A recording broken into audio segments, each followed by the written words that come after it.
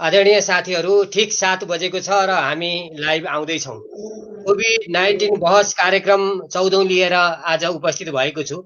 आज हामीसित आयुर्वेदिक हस्पिटल नरदेवीका निर्देशक वरिष्ठ डाक्टर प्रदीप केसी हुनुहुन्छ भने त्यसै गरी धुलीखेल हस्पिटलका डाक्टर तोसीमा कार्की हुनुहुन्छ र कान्तिपुर टेलिभिजनका पत्रकार सबिन कार्की हामीसित आज जोडिनु हुनेछ। आज हामी सर्वप्रथम आयुर्वेदका विषयमा र त्यसमा पनि नेपालको मुख्य हस्पिटल नरदेवी हस्पिटलको डाइरेक्टर जो त्यसको विकासका लागि आयुर्वेदका साथसाथै अन्य विधाहरूलाई पनि कसरी व्यवस्थित बनाउन सकिन्छ र कसरी सेवा दिन सकिन्छ भनेर निरन्तर खटिरहनु भएको डाक्टर प्रदीप केसी हामीसँग आइसक्नु भएको छ। म अब डाक्टर साहबलाई स्वागत गर्न चाहन्छु। डाक्टर साहब नमस्कार, स्वागत छ। हजुर नमस्कार, धन्यवाद। कसरी दिनहरू बितिरहेको छ? कोभिड-19 को महामारी नरदेवी हस्पिटललाई पनि परेको होला, अहिले कसरी चलिरहेको छ डाक्टर साहब हस्पिटल? सर्वप्रथम त यो महामारीको छेडमा सम्पूर्ण देशवासीहरू हामी सबैहरू एकदम चाहिँ मन दरिलो बनाएर बसौँ भन्ने मेरो अनुरोध छ। र यो महामारी नियन्त्रणको लागि सरकारले जुन लकडाउन र यो सम्पूर्ण बन्दाबन्दीको अवस्था ल्याएको छ, यो बन्दाबन्दीको अवस्थामा हामीहरूले सबै घरमा बसेरै यो रोगलाई प्रतिरोध गर्न सकिन्छ भन्ने एउटा आशले चाहिँ हामी बसेका छौँ।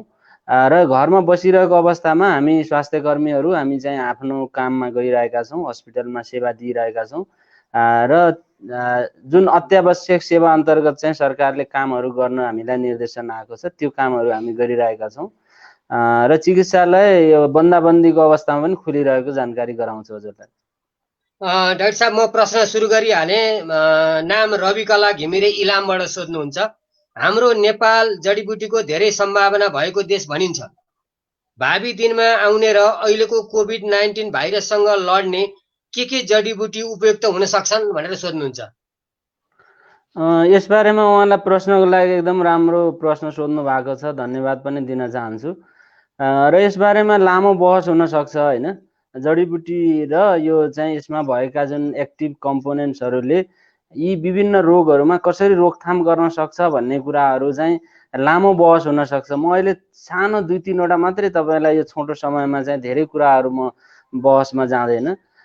यो जुन सार्स कोभिड-19 भन्ने जुन अहिले 2019 देखिएको भाइरस हो, यो पुरानै खालको भाइरस हो। जुन सार्स भनेको सिभियर एक्युट रेस्पिरेटरी सिन्ड्रोम, यो 2003-2000 को त्यो सुरुवातको दशकमा चाइनाको क्वाङतोङ प्रोभिन्सबाट सुरु भएको एउटा भाइरस थियो र यो भाइरसको र अहिले देखिएको भाइरसमा 89% सिमिलारिटी भनेर यो कुरा आइरहेको छ।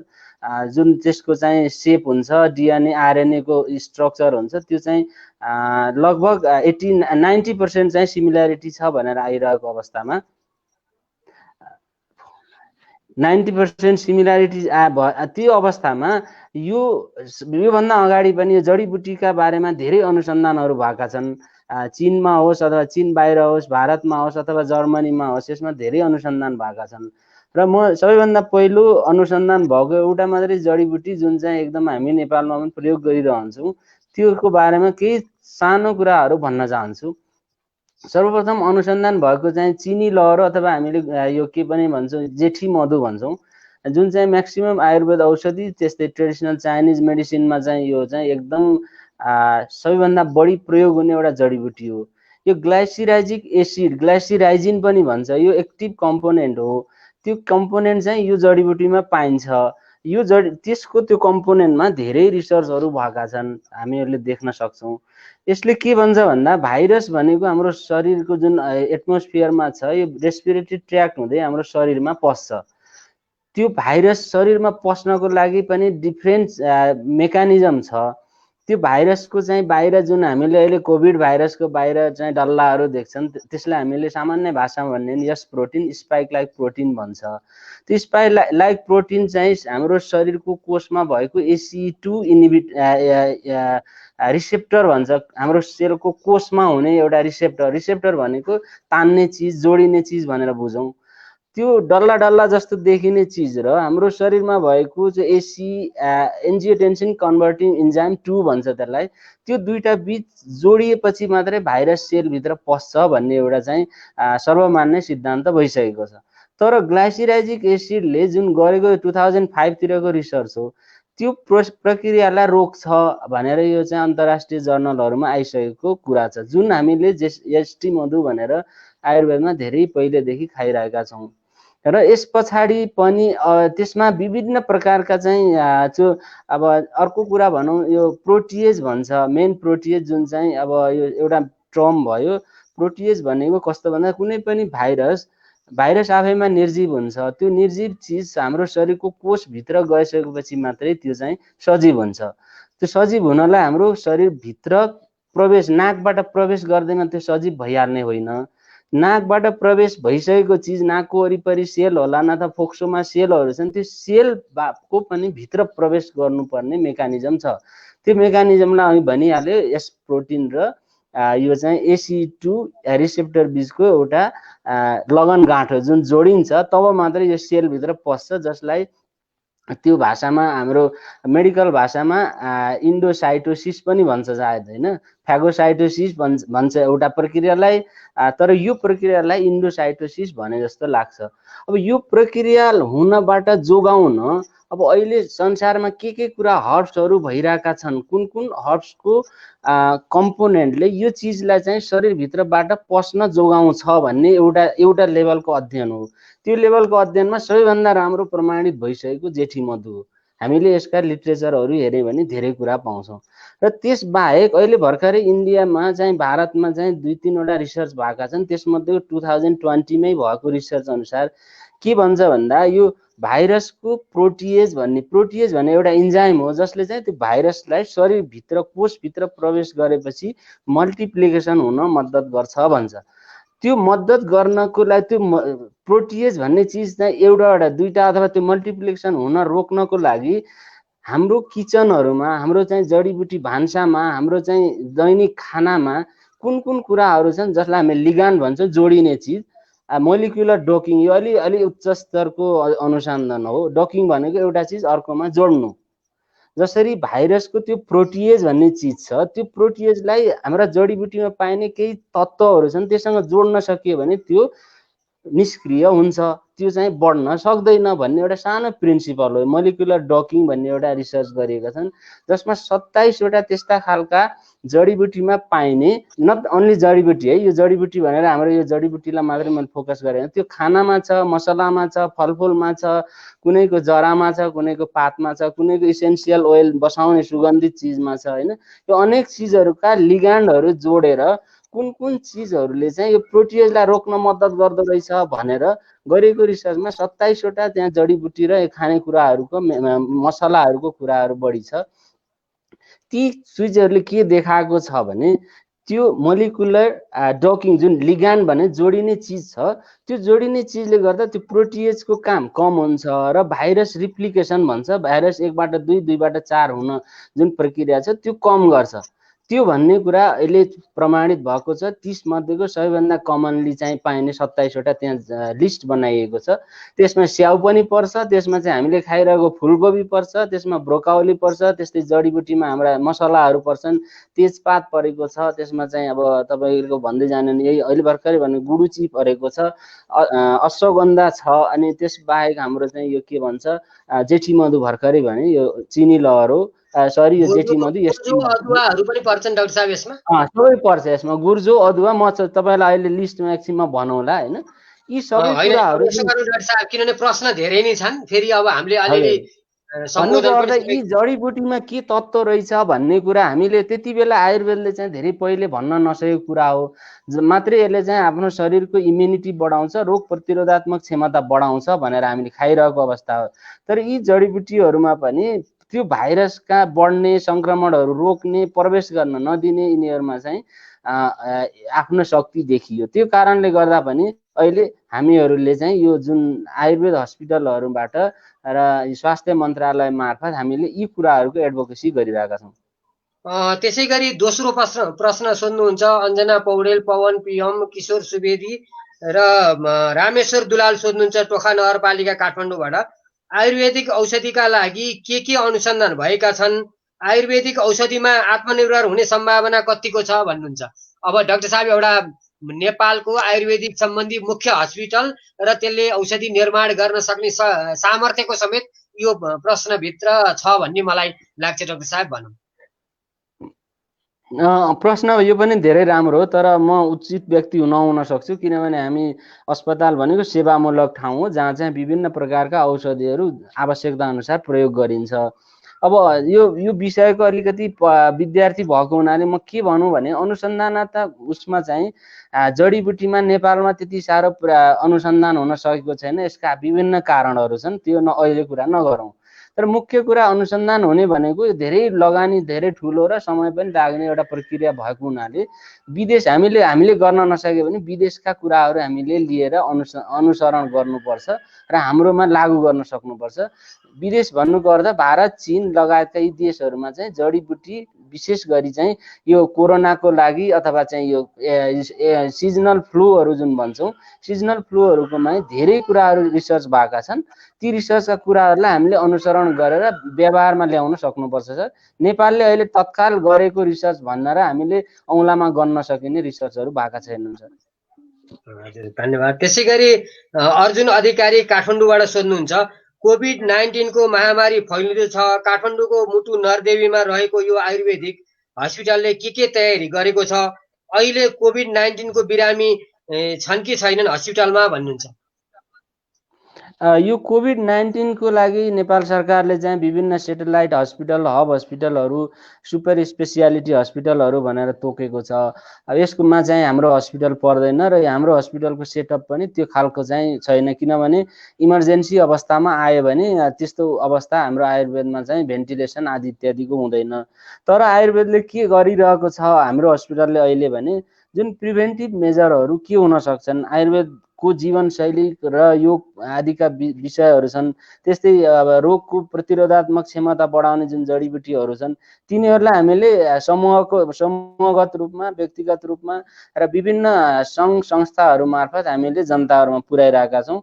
जो इन्ट्रेस्टेड, जो इच्छुक हुनुहुन्छ हामीले उहाँलाई भरपुर रूपमा यसको सूचना दिइरहेका छौँ र धेरै मानिसलाई यो कुराहरू, धेरै जनताहरूलाई थाहा छैन यो आयुर्वेदले अथवा चाहिँ यो अहिले होमियोपेथीको औषधिहरू आइरहेको छ होइन, यिनीहरूले वास्तवमा कसरी काम गर्छन्। किनभने कोरोना भाइरस त नोभल कोरोना भाइरस भनेर भनिएको छ, नोभल भनेको एकदम नयाँ। यस्तो नयाँ चिजमा चाहिँ आयुर्वेदको औषधि त्यो पुराना पहिलेदेखि कसरी बने होलान्, यो त भर्खरै पत्ता लागेको भाइरस हो। त्यही भएर यो आयुर्वेदमा, होमियोपेथीमा अथवा यी सबै कुरामा यो कोरोनाको लागि अथवा कोभिड-19 को लागि कुनै पनि औषधि छैन सर। यो कुराहरू सबै हामी ढुक्क हुनुपर्छ, हामीले यति कुरा बुझ्नुपर्छ, कुनै औषधि यसको लागि छैन। तर यो भनेको एक प्रकारको भाइरल डिजिज हो।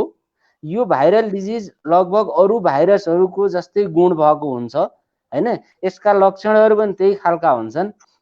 त्यो लक्षणलाई कम गर्नको लागि आयुर्वेद लगायत अरू वैकल्पिक चिकित्सामा प्रशस्त उपायहरू छन्। ती उपायहरूलाई अवलम्बन गर्दा यो कोरोनाको सङ्क्रमण र कोरोनाको सङ्क्रमणबाट देखिने शारीरिक जुन लक्षणहरू हुन्छन् तिनीहरूलाई कम गर्न सकिन्छ र सकेसम्म रोग प्रिभेन्सन गर्नु पनि एउटा पाटो हो भनेर हामीले नरदेवी हस्पिटलले त्यो तरिकाले आफ्नो कामहरू अगाडि बढाइरहेको छ। अनि अहिले हस्पिटलमा बिरामी अर्थात् बिरामीहरूको लागि ठाउँ तय गरिएको छ कि छैन? यो बिरामीहरूको जुन क्वारेन्टाइन र आइसोलेसन भन्ने जुन अहिले चाहिँ पद्धति चलिरहेछ त्यो अनुसार हामीले बेडहरू छुट्याएका छौँ होइन। बेडहरू हुन्छ, हस्पिटलमा बेड नहुने कुरा होइन, तर सिरियस केसहरू आयो भने बेडले अथवा यो उसले मात्रै हुँदैन, त्यसको एउटा नेटवर्क टिम चाहिन्छ सर। त्यो टिम चाहिँ हाम्रो हस्पिटलमा नभएको हुनाले नेपाल सरकारले त्यसलाई यो हब हस्पिटल र यो चाहिँ सेटेलाइट हस्पिटल अथवा यो जुन कोभिडको लागि डेडिकेटेड हस्पिटलको रूपमा तोकेको छैन सर। अरू सेवाहरू हामीले दिइरहनु पर्छ। त्यसै गरी पुनेश्वर केसरी सोध्नुहुन्छ कोभिड-19 भाइरससँग लड्न सक्ने क्षमता बढाउने आयुर्वेदिक औषधिहरू के हुन् भन्नुहुन्छ। उहाँ मेरो सिनियर दाजु पनि हुनुहुन्छ, उहाँलाई यसबारेमा धेरै कुराहरूको ज्ञान छ, उहाँ आफै यसको विशेषज्ञता पनि हो र मैले भन्नुपर्दा उहाँको विशेषज्ञताको अगाडि मैले धेरै कुराहरू भनिनँ। हामीले जडीबुटीहरू यति धेरै छन् सर यसमा चाहिँ काम गर्न सक्ने भनेर लेखिएका, तर हामीले अलिकति प्रुभन वेमा जाँदाखेरि अघि मैले भनेको 2-4वटा हामीले तत्काल चाहिँ यो लागू गर्न सक्छौँ। हामीले 100वटा औषधिहरू 100वटा जडीबुटी भनेर त्यसको खासै अर्थ पनि हुँदैन।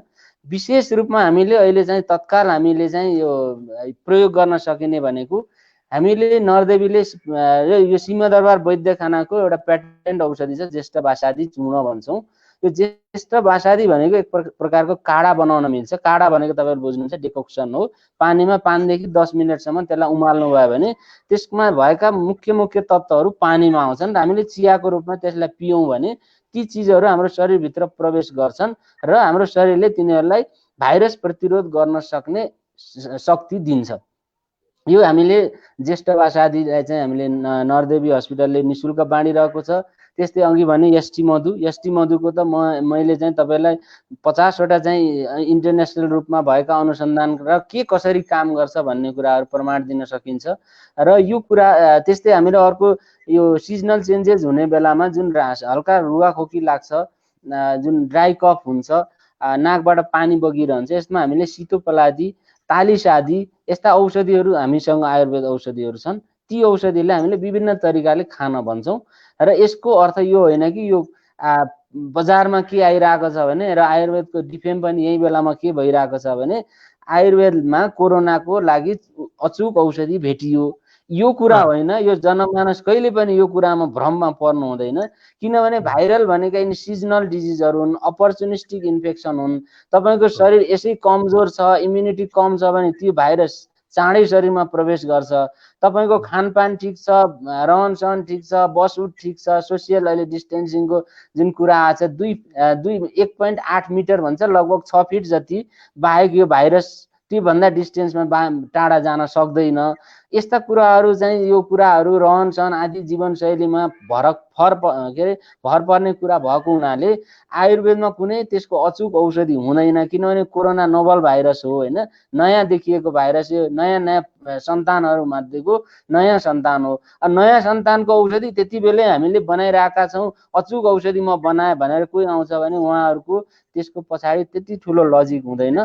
तर आयुर्वेदको जुन प्रिन्सिपल हुन्, जडीबुटीमा भएका तत्त्वहरू हुन्, तिनीहरूले कुनै न कुनै रूपमा भाइरसलाई शरीरभित्र प्रवेश गर्न दिँदैनन्। प्रवेश गरिसकेका छन् भने त्यसलाई मल्टिप्लिकेसन रिप्लिकेसन हुन दिँदैनन्। यो चाहिँ प्रुभन छ सर। एउटा यहीँनिर मैले सोध्न अलिक क्लियर हुन खोजेँ डाक्टर साहब, किनभने यो भाइरसले भित्र गसी पनि रूप परिवर्तन गरिरहेको र त्यसका कारण चाहिँ नि यसलाई नियन्त्रण गर्न गाह्रो भन्ने यता प्याथोलोजी औषधि चलाउने डाक्टरहरूको कुरो त्यो रिपोर्ट आइरहेको सन्दर्भमा यो आयुर्वेदिक औषधिले चाहिँ नि त्यसलाई केही हदसम्म रोक्न सक्छ, अर्थात् त्यसलाई चिन्न सक्छ भित्र हाम्रो शरीरभित्र पुगिसकेपछि पनि? अब यस्तो हो सर, यो भनेको अब जुन हाम्रो शरीरभित्र यो न्युक्लिक एसिड भन्छन् कि, न्युक्लियर सानो सानो एकदम अति सानो जुन चाहिँ अब विशेष यन्त्रले मात्रै हेर्न सकिने कुराहरू हुन् होइन, जुन हाम्रो शरीरभित्रको जिनभित्र जिनोममा गएर चेन्ज ल्याउने अवस्था हो होइन। अब यो अवस्थालाई ठ्याक्कै चाहिँ यो औषधिले यसरी गएर मारेको छ, किल गरेको छ भन्न चाहिँ धेरै गाह्रो छ। त्यो भाइरस किनभने भाइरस आफैमा चेन्जेस भइरहन्छ सर, जसलाई म्युटेसन भन्छ। एउटा स्वरूप थियो, अब अलि पछाडि अर्को स्वरूप छ। 2003 तिर यसलाई चाहिँ सार्स कोभ भनिन्थ्यो, अहिले चाहिँ कोभ-2 भएको छ, त्यसलाई कोभिड-19 पनि भनिएको छ। अलिअलि स्वरूप चेन्ज हुन्छ। अहिले चाहिँ इन्डियाबाट आएकोलाई चाहिँ नेपालमा आउँदा कडा के नयाँ नयाँ कुराहरू आएका छन्।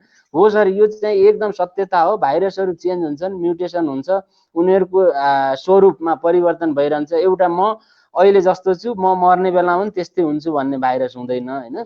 त्यसकारण उसको स्वरूप चेन्ज हुँदै जान्छ र एकदम यो छिपेर बस्ने कि अब कुनै ठाउँमा देखिएर होइन कि लुकेर बस्ने, त्यो पनि कहाँ भन्दा हाम्रो शरीरको सबैभन्दा इम्पोर्टेन्ट ठाउँ जसलाई हामीले सेलभित्रको पनि के भन्छौँ डिएनए आरएनए यस्ता खालका भाइरस भित्र छिरेर बस्ने हुनाले यिनीहरूलाई चाहिँ शरीरबाट मार्न अथवा चाहिँ तिनलाई चाहिँ कुनै एउटा विशेष औषधिले सिद्ध्याउन सम्भावना धेरै कम हो। हाम्रो चाहिँ जडीबुटीहरूमा भएका कुनै तत्त्वहरूले के प्रमाणित गरेका छन् भने एउटा प्रवेश, दुईटा कुरा भनिरहेको सर, विचार सरले पनि यसलाई बुझ्नु होला। प्रवेश गर्न जुन सेलभित्र प्रवेश नगर्दासम्म यो रिप्लिकेट हुँदैन, 1बाट 2, 2बाट 4 प्रजनन भन्छ नि, त्यो हुँदैन, त्यो एउटा रोक्न सक्ने क्षमता छ भन्ने प्रमाणित छ सर होइन। अर्को कुरा सेलभित्र पसिसके भने पनि त्यो पसिसकेको भाइरसलाई त्यसलाई चाहिँ डकिङ एउटा त्यसभित्र गएर जोडिन्छ हाम्रो जडीबुटीको तत्त्व, त्यसको कारणले त्यो चाहिँ फरक भइजान्छ र त्यति साह्रो चाहिँ कडा हुँदैन भन्ने एउटा प्रिन्सिपल छ। यी दुईटा चाहिँ सर मान्यता प्राप्त छन्। यहाँ शरद आचार्य सोध्नुहुन्छ, सायद उहाँ पनि यही आयुर्वेदिक सित नै सम्बन्धित हुनुहुन्छ, कार्यरत हुनुहुन्छ पोखरातिर। यसमा लिभर टनिक औषधिको जरुरत पर्छ कि पर्दैन, पर्छ भने के प्रयोग गर्दा ठिक होला भनेर सोध्नुहुन्छ। अब यो चाहिँ एकदम भेग टर्म भयो सर, लिभर टोनिकहरू। यिनी टोनिक भनेको शरीरलाई सबैलाई चाहिने चिजहरू हुन् होइन, तर लिभर टोनिकको यो कोरोना भाइरस आदि इत्यादिसँग डाइरेक्ट, किनभने एउटा आयुर्वेदको प्रिन्सिपलले के भन्छ भने तपाईँको पाचन शक्ति ठिक छ भने तपाईँको इम्युनिटी राम्रो हुन्छ। हेर्नु है, अब लामो कुरा हुन्छ, यो शरीरको एउटा सानो कोषको कनेक्सन अर्को कोषसँग हुन्छ, एउटा अङ्गको कनेक्सन अर्को अङ्गसँग हुन्छ।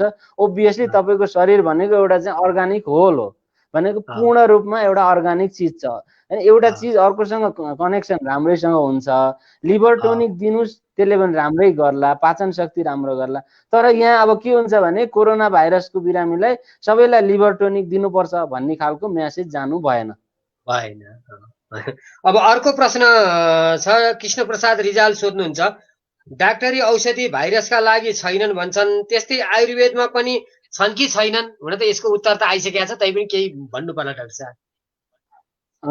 यो चाहिँ अब डाक्टरी औषधि एलोपेथिक औषधिहरू पनि छन् सर। अहिले थुप्रो औषधिहरू आएका छन् जसले चाहिँ यो प्रोटियोजहरूलाई चाहिँ मार्ने अथवा चाहिँ डकिङ गराउने, यो चाहिँ AC2 इनिबिटर रिसेप्टरसँग जोडिन नदिने, यिनी अनेक किसिमका चाहिँ औषधिहरू छन् सर, हुँदै नभएको होइन।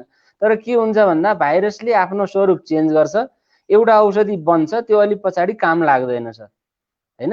आयुर्वेदमा पनि अब यो मैले भनिहालेँ, आयुर्वेदमा चाहिँ यो पुरा चाहिँ यति मोलिकुलर वेमा चाहिँ कुनै पनि रिसर्चहरू धेरै भएका छैनन्, पढाइ पनि त्यो खालको हुँदैन। हामीले चाहिँ त्यो कन्सेप्टै फरक हुन्छ होइन सर। जसरी चाहिँ हामीले चाहिँ शरीरलाई हेर्छौँ, जुन दृष्टिले हेर्छौँ, त्यसरी चाहिँ आधुनिक चिकित्सामा हुँदैन। आधुनिक चिकित्साले सबैभन्दा सानो अंशबाट सुरु गर्छ भने आयुर्वेदले सबैभन्दा ठुलो अंशबाट सुरु गर्छ। अब यही नै दृष्टिकोणमै फरक छ होइन। त्यो कारणले आयुर्वेदका औषधिहरू हुँदै नभएको होइन सर। अब अहिलेको जुन फार्माकोलोजिकल प्रिन्सिपलमा चाहिँ आयुर्वेदका सबै औषधिले त्यो सिद्धान्तलाई अनुसरण गर्न सक्दैनन् सर।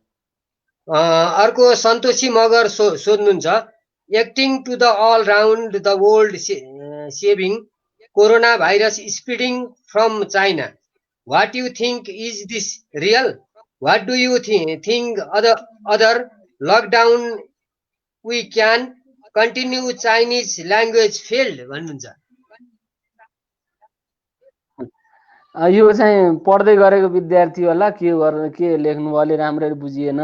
तर खास कुरा के भने यो चाइनाको वुहानबाट देखिएको, वुहानमा चाहिँ त्यहाँको ख्वानान यो सी फुड मार्केट भन्ने ठाउँमा धेरै मान्छेले अब बजारी सामानहरू, त्यहाँ जन्तुहरूका सामानहरू किनेका मान्छेमा एकैचोटि देखिएको हुनाले यो प्रोबेबली स्टार्टेड फ्रम वुहान भनेर यो संसारले भनेको छ। तर त्यो भाइरसै त्यही उत्पन्न भएको हो वा होइन भन्नेमा अहिले पनि WHO ले आफैले केही भन्न नसकेको हुनाले हामी जस्तो मान्छेले यो यही हो भन्न सक्दैनौँ सर। अब चाइनिज ल्याङ्ग्वेज उहाँले पढिराख्नु भएको छ भने उहाँले चाहिँ पढ्न त कसले रोकिरहेछ, अनलाइन क्लासेसहरू भइरहेका छन् सर, भइरहेको छ। अब मैले डाक्टर साहबलाई एउटा तस्बिर पठाएको थिएँ, त्यो तस्बिरको चाहिँ नि एक्सप्लेनेसन गरौँ न त डाक्टर साहब। त्यो हामीलाई यहाँ भण्डारीजीले पठाउनु, त्यो तस्बिर त्यो पठाउनु भएको चाहिँ तस्बिरमा चाहिँ अहिले दर्शकहरूले देख्नु भएको छ कि छैन सर? त देख्नु भएको छैन। देख्नु भएको छैन भने उहाँले पठाएको तस्बिर अब तपाईँहरूलाई मलाई त थाहा भयो, दर्शकहरूलाई भन्नुपर्दा त्यो तस्बिरमा चाहिँ अहिले जुन बजारमा अथवा जनमानसमा यो RDT र PCR टेस्ट भने के हो भन्ने कुरा, यो वास्तवमा त्यति जनताहरूले धेरै जानिराख्नु पर्ने कुरा चाहिँ होइन सर होइन। किनभने अब यो भनेका धेरै विशेषज्ञ कुराहरू सबै जनताले जानिहाल्नुपर्छ भन्ने कुरा होइन।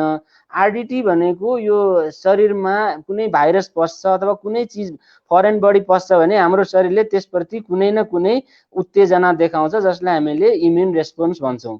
इम्युनिटी, रोग कुनै उसँग लड्न सक्ने प्रतिरोधात्मक क्षमता भन्छौँ, एन्टिबडी। जसले चाहिँ हाम्रो शरीरमा एन्टिबडिज आइसकेको छ कि छैन भनेर आरडिटीले जाँच गर्छ। म यसको एक्सपर्ट होइन, तर मैले जानेको थोरै मात्रै जनसमक्ष पुर्याउँछु। हाम्रो शरीरमा मानौ आजको दिनमा मलाई कोरोना भाइरसले चाहिँ मेरो शरीरमा इन्ट्री गरेको छ भने आजै मैले चाहिँ यो जाँच गर्दा मेरो शरीरमा आरडिटी पोजिटिभ हुँदैन, किनभने मेरो शरीरले त्यो भाइरस प्रवेश गरिसकेपछि त्यसको इम्युनिटी डेभलप गर्न एउटा फड्को हुन्छ, एउटा क्रम हुन्छ। त्यो क्रममा 7 देखि 1 हप्तादेखि 2 हप्ता लाग्न सक्छ। 1 हप्ता पछाडि यदि मेरो टेस्ट गर्यो भने त्यसमा चाहिँ के देखिन सक्छ भन्दा आरडिटीमा त्यो एन्टिबडिज भएको हुनाले त्यसमा पोजिटिभ भन्ने त्यो फाइनल डायग्नोसिस हुन्छ। तर अब फाइनल डायग्नोसिस भयो, आरडिटी ऱ्यापिड टेस्टमा चाहिँ म पोजिटिभ रहेछु भन्दैमा फेरि मेरो शरीरभित्र त्यो भाइरस नहुन पनि सक्छ। तर अब यो अलि इनकन्क्लुसिभ भने त्यति साह्रो डिसिजन दिन नसक्ने भएको हुनाले अहिलेको गोल्ड स्ट्यान्डर्ड के हो भन्दा पिसिआर हो। पिसिआर भनेको एउटा चाहिँ पोलिमराइज चेन रिएक्सन भन्छ। यसको चाहिँ विभिन्न लामो प्रक्रिया हो। यो कम्तीमा 2-3 घन्टा जति लाग्छ होला सायद, होइन। यो गर्दाखेरि यो अलिकति रिसर्च गर्नको लागि आएको चाहिँ पिसिआर विधि हो। तर यो अहिले चाहिँ यो डायग्नोसिस गर्न सबैभन्दा गोल्ड स्ट्यान्डर्ड भनिएको छ। यसमा चाहिँ भाइरसको त्यो सानो टुक्रा जुनलाई हामीले जिनोम भन्छ त्यो मेडिकल भाषामा, त्यो आरएनए भाइरस हो यो भनेको। यो कोभिड-19 भाइरस जुन SARS-CoV-2 हो, यो चाहिँ आरएनए भाइरस हो। यो आरएनए भाइरसको चाहिँ हाम्रो शरीरभित्र प्रवेश गरिसकेपछि त्यसका साना साना टुक्राहरू छन् कि छैनन् भनेर पत्ता लगाउने मेकानिजमलाई पिसिआर भन्छ। यसलाई कसैले रियल टाइम पनि भन्छ, कसैले रिभर्स ट्रान्सक्रिप्टेज भनेर यो एउटा इन्जाइमको नाम होला, त्यसबाट पनि अगाडि चाहिँ के भन्छ आरटी भनेर आरटीपिसिआर पनि भनिरहेको हुन्छ। अब यति साह्रो डिपली चाहिँ जनताहरूले हामी सर्वसाधारणले जानिराख्नु पर्दैन। मात्रै कुरा के बुझौँ भने पिसिआर टेस्टमा पोजिटिभ छ भने तपाईँको शरीरभित्र यो कोरोना भाइरस 2 छ, होइन। तर तपाईँको आरडिटीमा नेगेटिभ छ भन्दैमा फेरि आरडिटी भनेको एन्टिबडी हेर्छ, त्यसले भाइरस हेर्दैन, होइन। आरडिटी कसैकोमा नेगेटिभ हुन्छ, पिसिआरमा पोजिटिभ हुन्छ, होइन। यो समस्या के भन्दा हेर्ने तरिका, भाइरस हेर्ने कि हाम्रो शरीरले बनाएको एन्टिबडी हेर्ने। एन्टिबडी हेर्दाखेरि 1 हप्ता जतिमा त्यो नेगेटिभ आउन सक्छ, किनभने समय लाग्छ एन्टिबडी बन्न। तर भाइरस हेऱ्यो भने आज मेरो शरीरमा प्रवेश गरेको छ भने म आजै त्यो भाइरस भेटिन सक्छ। तर यसको अर्थ आज नेगेटिभ छ भन्दैमा भोलि अथवा पर्सि सधैँ त्यो व्यक्तिमा नेगेटिभ भाइरसको पिसिआर नेगेटिभ भन्ने हुँदैन, किनभने त्यो कुन बेला हामीले स्वाब लियौँ, होइन, त्यो स्वाब लिएको समयमा भर पर्ने कुरा हो जस्तो लाग्छ। धेरै यसमा चाहिँ बुझिराख्नु भन्दा पनि आरडिटी भने जनरली हाम्रो शरीरमा मेरोमा पहिले भाइरस गइसकेको भए मेरोमा त्यो पोजिटिभ एन्टिबडी देखिन्छ, मैले इम्युनिटी प्राप्त गरिसकेको हुन्छु, यस्तो व्यक्तिले अर्को व्यक्तिलाई सार्न सक्दैन, त्यति साह्रो सरेको देखिएन न। अब पिसिआरमा पोजिटिभ हुनुको अर्थ उसको शरीरमा भाइरस छ, त्यो मान्छेले अर्को व्यक्तिलाई सार्न सक्छ।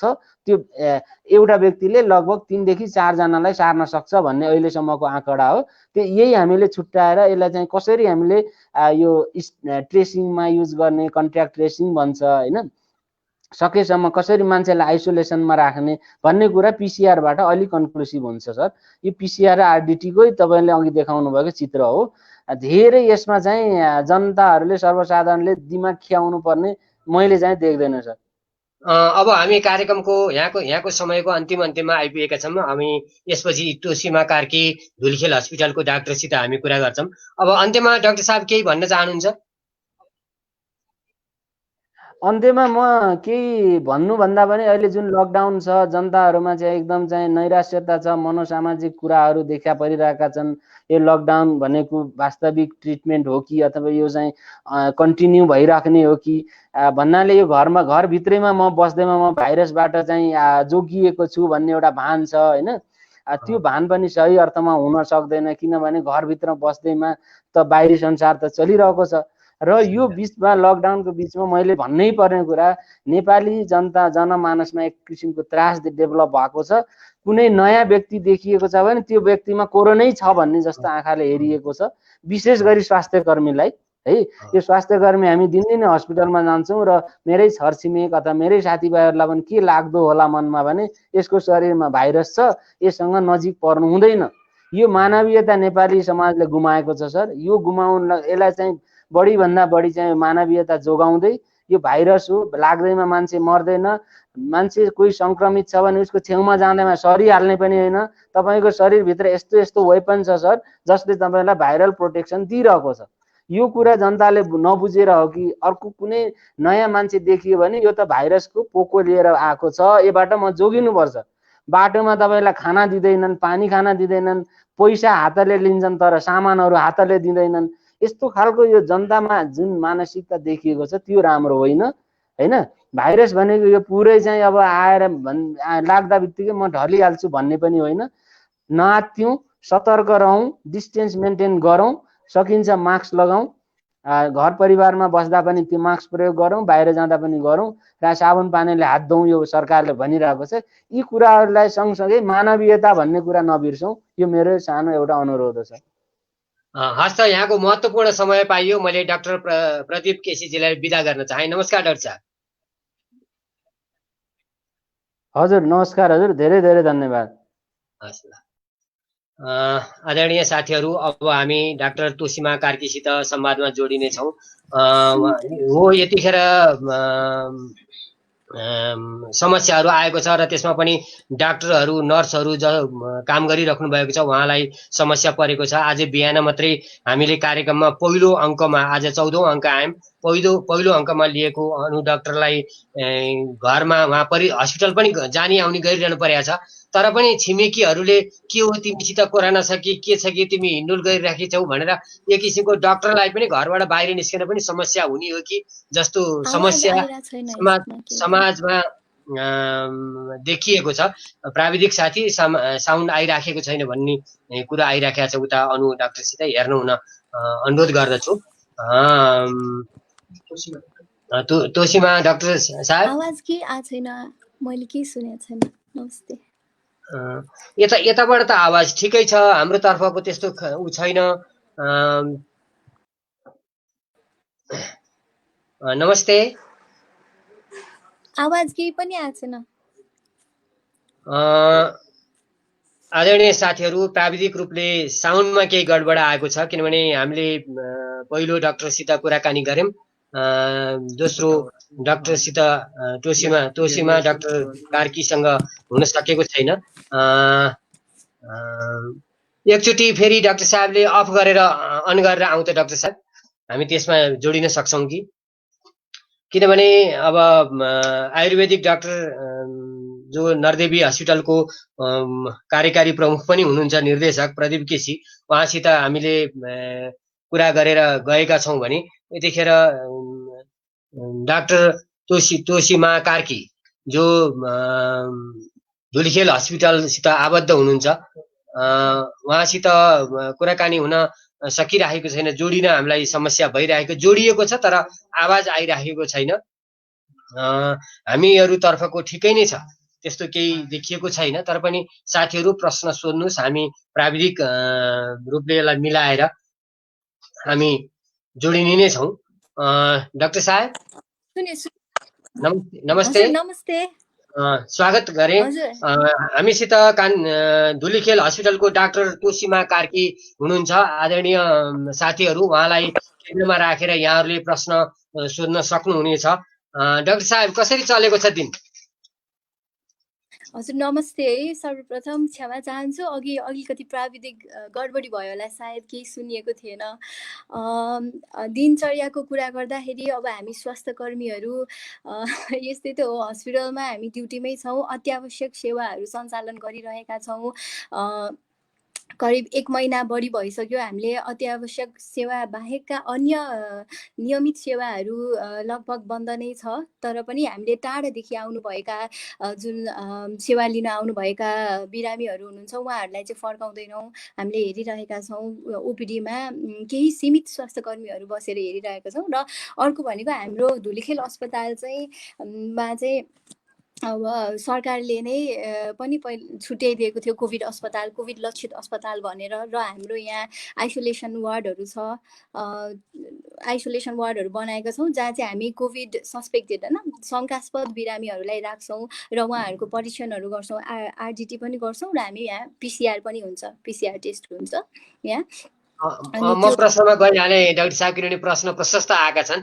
सिबी छेत्री प्रवेश सोध्नुहुन्छ, यो कस्तो खालको भाइरस हो, अहिले इन्डियाबाट आएको भाइरस कडा खालको छ भन्ने सुन्नमा आएको छ, वास्तवमै साँचो कि के कुरा हो यो डाक्टर साहब भनेर सोध्नुहुन्छ सिबी छेत्री प्रवेश। धन्यवाद प्रश्नको लागि। यो त एकदम जटिल प्रश्न गर्नुभयो उहाँले, किनभने यो भाइरस आफैमा पनि कोरोना भाइरस जुन SARS-CoV-2 भनिन्छ यसलाई, यो भाइरस आफैमा पनि एकदम नयाँ भाइरस भएको कारणले अनुसन्धानहरू जारी छ, अध्ययनहरू जारी छ र यो जुन उहाँले जिज्ञासा राख्नु भएको छ कडा खालको भाइरस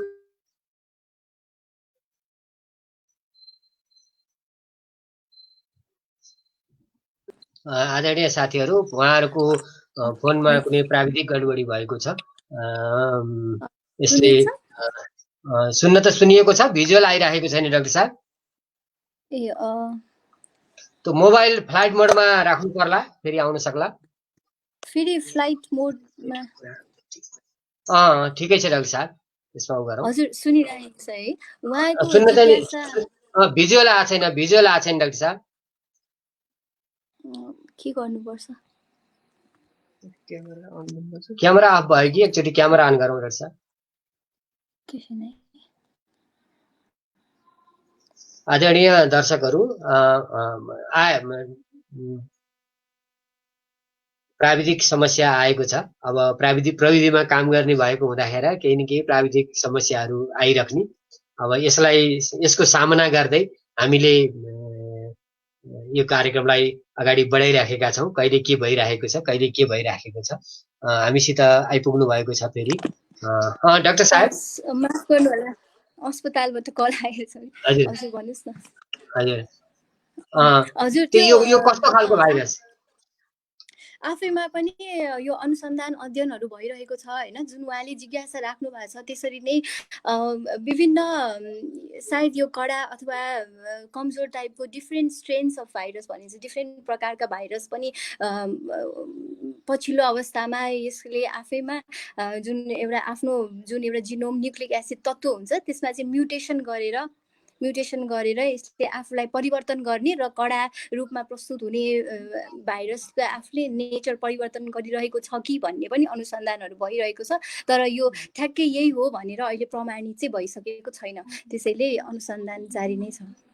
अर्को नरेन लामिछाने सोध्नुहुन्छ, हुन त उहाँले यो अगाडि आयुर्वेदिक डाक्टर साहबलाई पनि हो कि अथवा यहाँलाई राख्दा नि केही कुरो भएन, कोरोना भाइरसको चाइनामा ट्रेडिसनल मेडिसिन युज गरेर डेथ कन्ट्रोल गरेको भन्ने कुरा आएको थियो, it's fact or not doctor साहब भन्नुहुन्छ? यस्तो छ, यो पनि अब कुन ठ्याक्कै यही भनेर यही औषधिले कोरोना भाइरसलाई नियन्त्रण गरिन्छ भनेर प्रमाणित भएको छैन होइन। विभिन्न अनुसन्धानहरू भइरहेको छ, जस्तै CDC ले आफ्नै अनुसन्धान गरिरहेछ, WHO ले पनि आफ्नै हिसाबले गरिरहेको छ।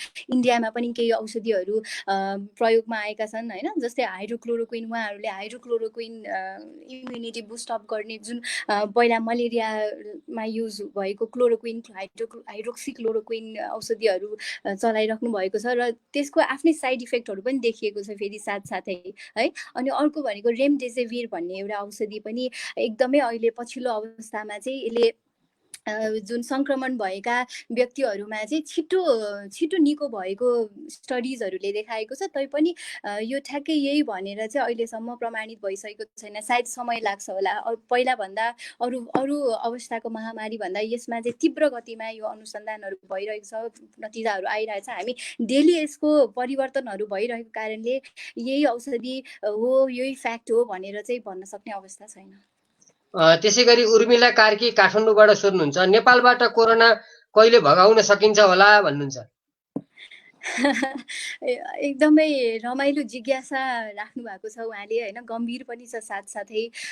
म के भन्न चाहन्छु भने उर्मिलाजीलाई यो वास्तवमै भन्यो भने अहिले समग्र नेपाली हामी सबैको जिज्ञासा रहेको छ र यो जुन नेपाल सरकारले समयमै देशमा लकडाउन गर्यो, लकडाउन गरेपछि हामीले एउटा समय किन्यौँ होइन, समय टाइम बाई गऱ्यौँ भनिन्छ, नीति निर्माणहरू बनाउनको लागि, योजनाहरू बनाउनको लागि र कसरी हामी चाहिँ तयार रहने यो के अरे यो महामारीलाई विश्वलाई आक्रान्त बनाइरहेको, त्रसित बनाएको होइन, एउटा ग्रसित बनाइरहेको महामारी चाहिँ नेपालमा त्यो बेलासम्म जम्मा एउटा केस आएर दोस्रो केसमा हामी प्रवेश गर्दैथ्यौँ जब नेपालमा लकडाउन सुरु भयो र अहिलेसम्मको अवस्थामा आइपुग्दाखेरि 2 महिना बढी भइसक्यो र पहिलो सङ्क्रमण देखिएको अवधि हेर्ने भने अहिले लगभग 4 महिना भइसक्यो। 4 महिनाको अवधिमा आइपुग्दाखेरि हामीले बिचमा एकपटक लकडाउन हल्का खुकुलो भएको अवस्थामा चाहिँ ऱ्यापिड रूपमा तीव्र गतिमा केसहरू देखियो र पछिल्लो समयमा हामीले देखिरहेका छौँ जब टेस्टहरू बढ्दै गयो नेपालमा चाहिँ पछिल्लो तथ्याङ्कले देखाउँदाखेरि आज लास्ट भनेको 507 वटा केस पुगेको छ अघिसम्ममा र यो विगतको हप्तामा केही दिनभित्रमा नै ऱ्यापिड रूपमा यो जुन केसहरू देखिरहेको छ, यही अवस्था रहने हो भने सायद यसले बिस्तारै पिक लिँदैछ भन्ने बुझिन्छ होइन। अब अझै केही दिनमा सायद हामी अझै पनि केसहरू बढ्नेवाला नै छ होला, तर खुसीको कुरा के हो र हामीले चित्त बुझाउनु पर्ने कुरा के हो भने नेपालमा देखिएका जति पनि सङ्क्रमितहरू छन् अधिकांश सङ्क्रमित व्यक्तिहरू चाहिँ सामान्य स्वास्थ्य अवस्थामा छन् होइन। र अर्को कुरा हामीले के बुझ्न जरुरी छ भने विश्वभरि यो एकदम दिनहु जस्तो 3 लाख बढी मानिसहरू सङ्क्रमित भइरहेका छन् र 4,000 देखि 5,000 सम्मका व्यक्तिहरूले ज्यान गुमाइरहेको अवस्थामा हालसम्म नेपालमा 3 जना व्यक्तिको मृत्यु भइसकेको छ। यो दुःखद समाचार भए पनि हामीले के बुझ्न जरुरी छ भने यदि हामीले यो लकडाउनलाई राम्रोसँग पालना गरेनौँ होइन, लकडाउनलाई पनि अब धेरै लामो समय भइसकेको कारणले यसलाई अब नीति निर्माण, यसलाई परिमार्जन गरेर यसको मोडालिटी परिवर्तन गरेर सायद क्षेत्र अनुसारले वर्गीकरण गर्न आवश्यक देखिन्छ। रिस्क जोनहरू छुट्याएर होइन, कुन क्षेत्रमा धेरै सङ्क्रमितहरू छन्, कुन क्षेत्रहरू चाहिँ सीमा नाकाका वरपर छन् अथवा कुन क्षेत्रमा धेरै व्यक्तिहरू सङ्क्रमित छन् र कुन क्षेत्रमा सङ्क्रमणको जोखिम बढी छ, ती क्षेत्रहरूलाई चाहिँ अब जस्तै red John, yellow John, green John होइन, यो अरेन्ज जोन जसरी हामीले छुट्याएर त्यो बिस्तारै लकडाउनलाई चाहिँ खुलाउने अवस्थातिर पनि हामीले सोच्न सकिन्छ र त्यसरी नै प्रपर एउटा नीति नियम बनाएर, प्रोटोकल बनाएर, निर्देशिका बनाएर हामी सबैको समन्वय अनुसार होइन, स्थानीय सरकार, प्रादेशिक सरकार र केन्द्रीय सरकारको समन्वयमा राम्रो कम्युनिकेसन सहित र सबै मल्टिडिसिप्लिनरी अप्रोच भनिन्छ, बहुआयामी गृह कार्य गरेर हामी अगाडि बढ्यौँ भने सायद यो महामारीलाई हामी नियन्त्रण गर्न सक्छौँ, हामी जित्न सक्छौँ नै जस्तो लाग्छ। धन्यवाद डाक्टर साहब। त्यसै गरी विष्णुबहादुर केसी सोध्नु भएको छ, किनभने यहाँ थुप्रा क्वेसनहरू आएका छन् र हुँदासम्म क्वेसन यो समयभित्रै सक्न पाए हुन्थ्यो भन्ने हाम्रो तीव्र इच्छा छ।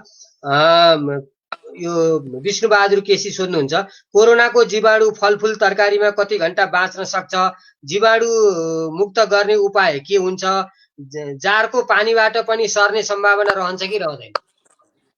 यस्तो छ, यो जीवाणु अहिले यो अनुसन्धानकै अवसर प्रोसेसमा छ। यो जीवाणु के कस्तो छ यो सबै डिटेल, फ्याक्चुअल डिटेल प्रमाणित भइसकेको छैन, अझै पनि अनुसन्धानमै छ। तर के देखिएको छ भने तामाको भाँडाहरूमा चाहिँ 4 घण्टा जस्तो बाँच्न सक्ने होइन, अनि काठको, फर्निचरको र कार्डबोर्डको भाँडाहरूमा चाहिँ, कार्डबोर्डको वस्तुहरूमा चाहिँ 24 घण्टा जस्तो बाँच्न सक्ने र स्टिलहरूमा होइन, अरू वस्तुहरूमा चाहिँ 72 घण्टासम्म बस्न सक्ने भनेर यो चाहिँ खोज अनुसन्धानहरूले त्यति लामो समयसम्म चाहिँ बस्न सक्ने भनेर बुझिन्छ र हामीले बजारबाट ल्याएका फलफुलहरू तरकारीहरू होइन र कोरोना सङ्क्रमण भएकै ठाउँबाट आएका वस्तुहरू पनि चल वस्तुहरू होइन चलेर आएका हुन्छन् त विभिन्न ठाउँमा ट्रान्जिटहरू भएको हुन्छ र चलिरहेका हुन्छन् स्थिर भएर बसेका हुँदैन स्थिर भएर बसेका ठाउँमा चाहिँ यो भाइरस धेरै बेरसम्म बस्ने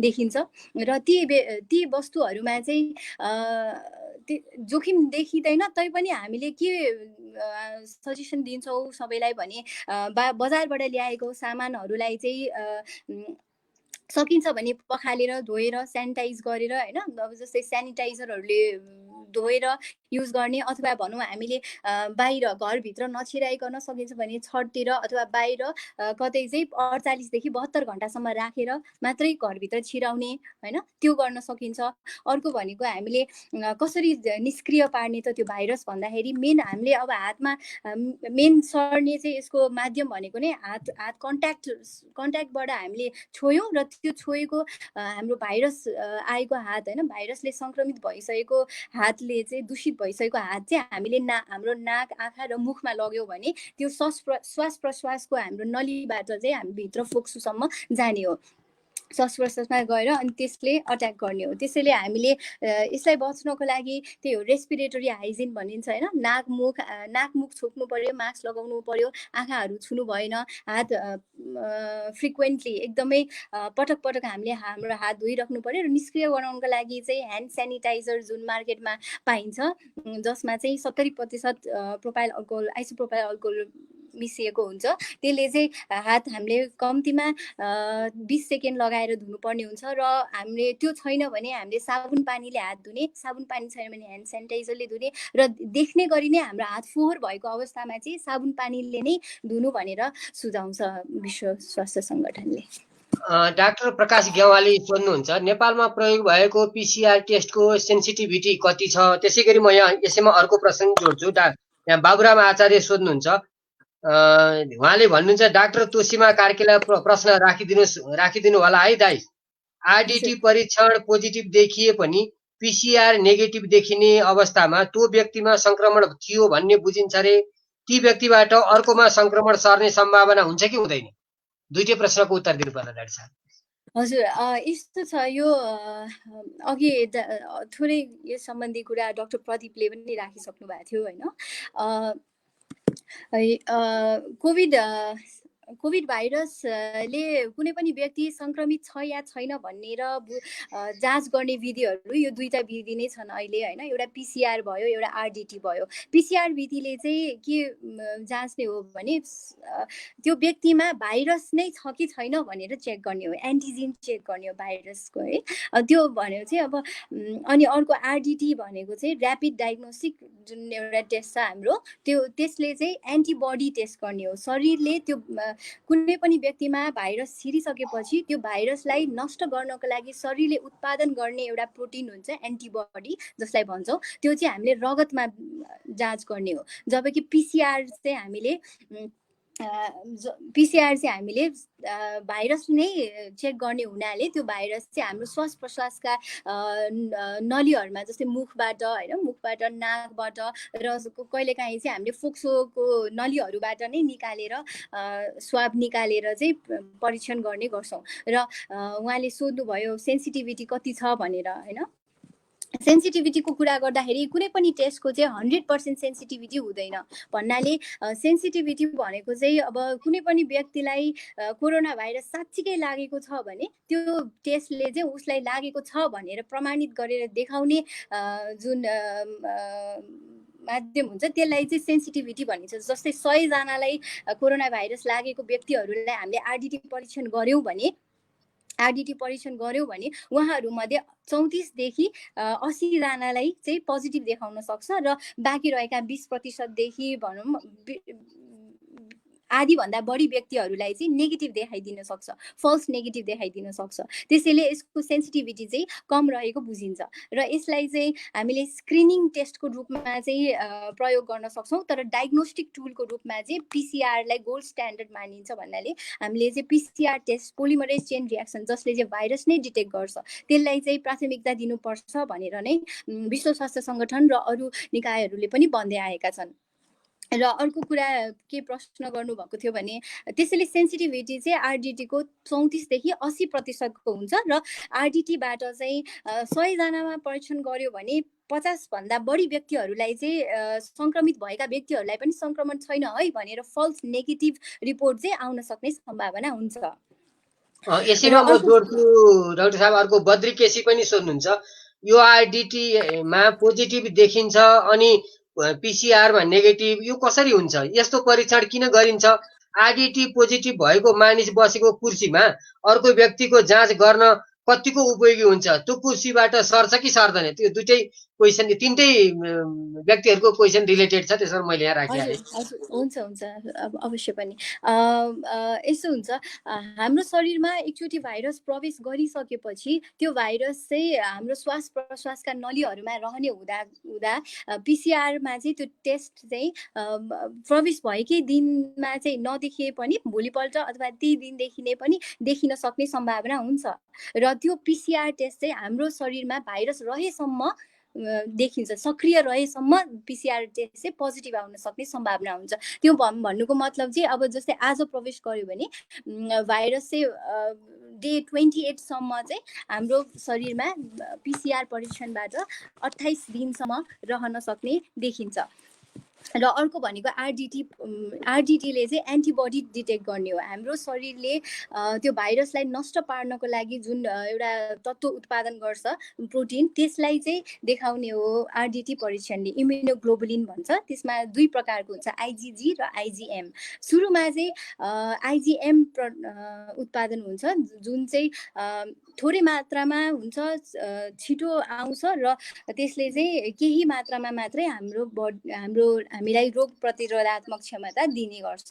र त्यो आउनलाई पनि अब जस्तै आज म संक्रमित भएँ भने मैले करिब ममा लक्षण आएको 3-4 दिनपछि मात्र त्यो आरडिटी चाहिँ पोजिटिभ देखिन थाल्छ। भन्नुको मतलब 7औं दिनदेखि चाहिँ धेरै जसो आरडिटी टेस्टमा पोजिटिभ देखिन सक्छ।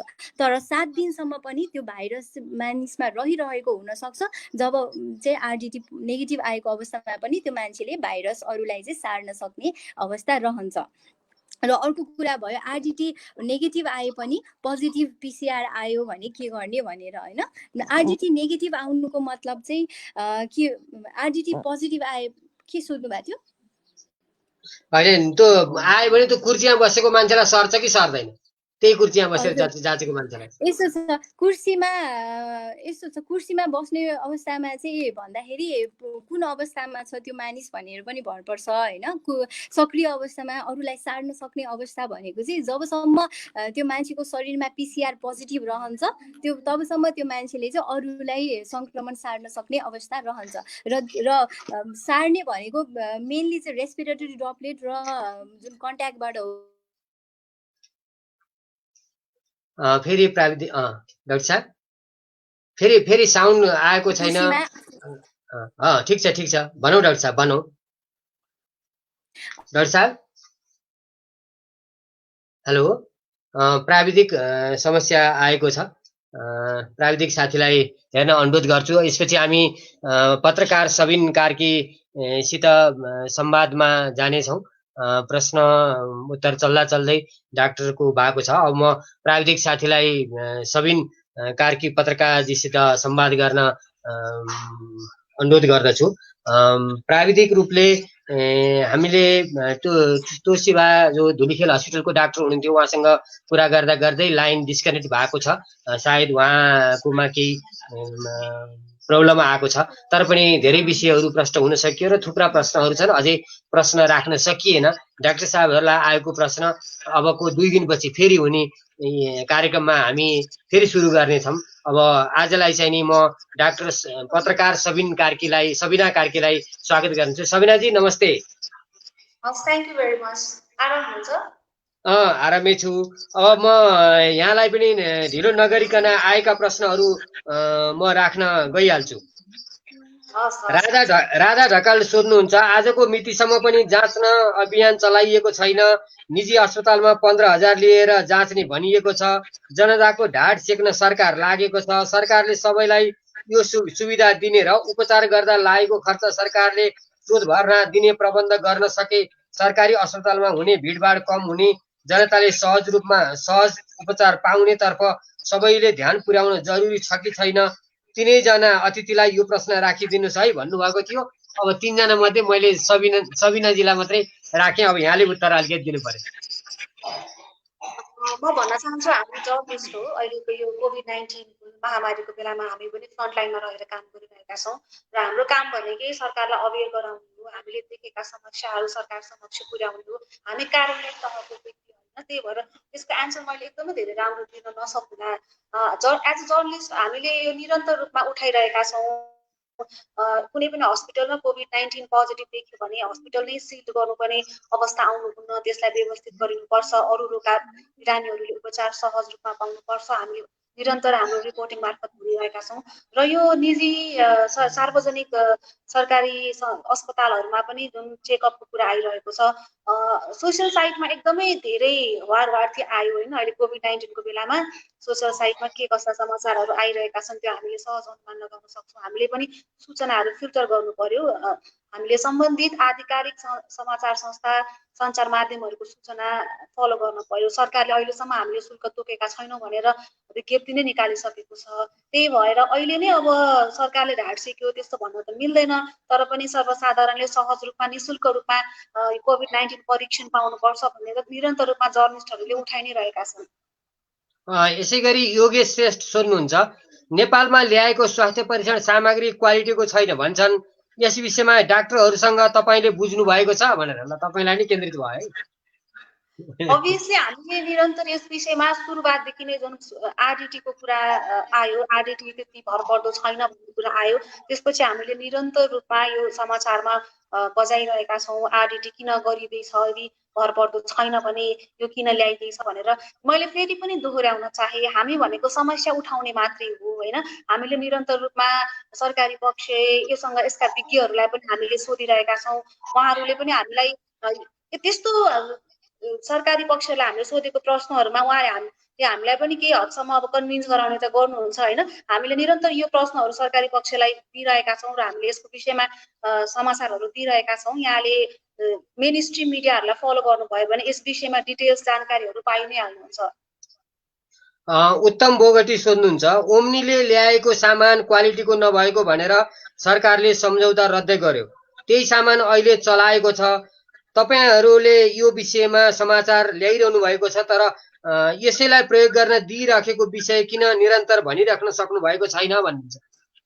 हामीले आजको दिनसम्ममा पनि यो विषय उठाइरहेका छौँ। सरकारले सुरुमा ओम्नीबाट जुन किटहरू ल्याएको थियो त्यो त्यति भरपर्दो भएन भनेर सम्झौता रद्द पनि गरिसकेको छ भने फेरि अहिले जस्तो काठमाडौँ प्रवेशमा पनि आरडिटी रिपोर्ट अनिवार्य जस्तो भनेर भनिरहेको छ। यो किन भइरहेको छ, किन गरिरहेको छ? यदि भरपर्दो नै छैन भने आरडिटीको प्रयोग नै किन गरिरहेको छ नेपालले? जस्तो इन्डियामा आरडिटीबाट जुन टेस्ट हो त्यो धेरै ठाउँमा बन्द भइसकेको छ र उसले गर्न छोडिसकेको छ भने नेपालमा किन गरिँदैछ? यसको भरपर्दो अझै पनि किन यसको प्रयोग भइरहेको छ, परीक्षण भइरहेको छ? यदि त्यो आरडिटीको रिजल्ट हामी पत्याउन सक्दैनौँ भने भन्ने किसिमले हामीले निरन्तर रिपोर्टिङ गरि नै रहेका छौँ। आज पनि हामीले धेरै यस विषयमा समाचारहरू बनायौँ नि र हाम्रो तर्फबाट गरिने खबरदारी, हामीले झकझकाउने काम यो महामारीको बेला हो, सबैजना मिलेर अघि बढ्नुपर्छ, हामीले गरि नै रहेका छौँ। त्यसै गरी मुकुन्द काफले सोध्नुहुन्छ, भ्रष्टाचार भएको भनेर व्यापक भयो, सबै आफ्नै ठाउँमा छन्, किन यो विषयलाई तपाईँको मिडियाले प्राथमिकता दिएर नउठाएको हो भन्नुहुन्छ। मलाई जहाँसम्म लाग्छ जति पनि प्रश्न सोधिरहनु भएको छ उहाँहरूले मेन स्ट्रिम मिडिया फलो गर्नुहुन्न होइन। सोसियल साइटमा अब धेरै अहिले हामीले सूचनाको प्लेटफर्महरू धेरै छन्, तर हामीले कहाँको सूचना लिने, हामीले कुन मिडियालाई फलो गर्ने? अहिले यो महामारीको बेलामा के पनि भन्न चाहन्छु भने म एकदमै धेरै सूचना फ्लो भइरहेको छ र अधिकांश सूचनाहरू चाहिँ एकदमै त्यो स्रोत पनि नखुलाइकन भरपर्दो नभइकन एकदमै छिटो दिने तरिकाले र सोसियल साइटमा यतिकै हङ्गामा फैलाउने किसिमले पनि आइरहेका छन्। यस्तो बाटो चाहिँ बस्नुपर्छ यहाँहरू होइन। यहाँहरूले मेन स्ट्रिम मिडिया फलो गर्नुभयो भने म फलो गर्न आग्रह गर्न चाहन्छु।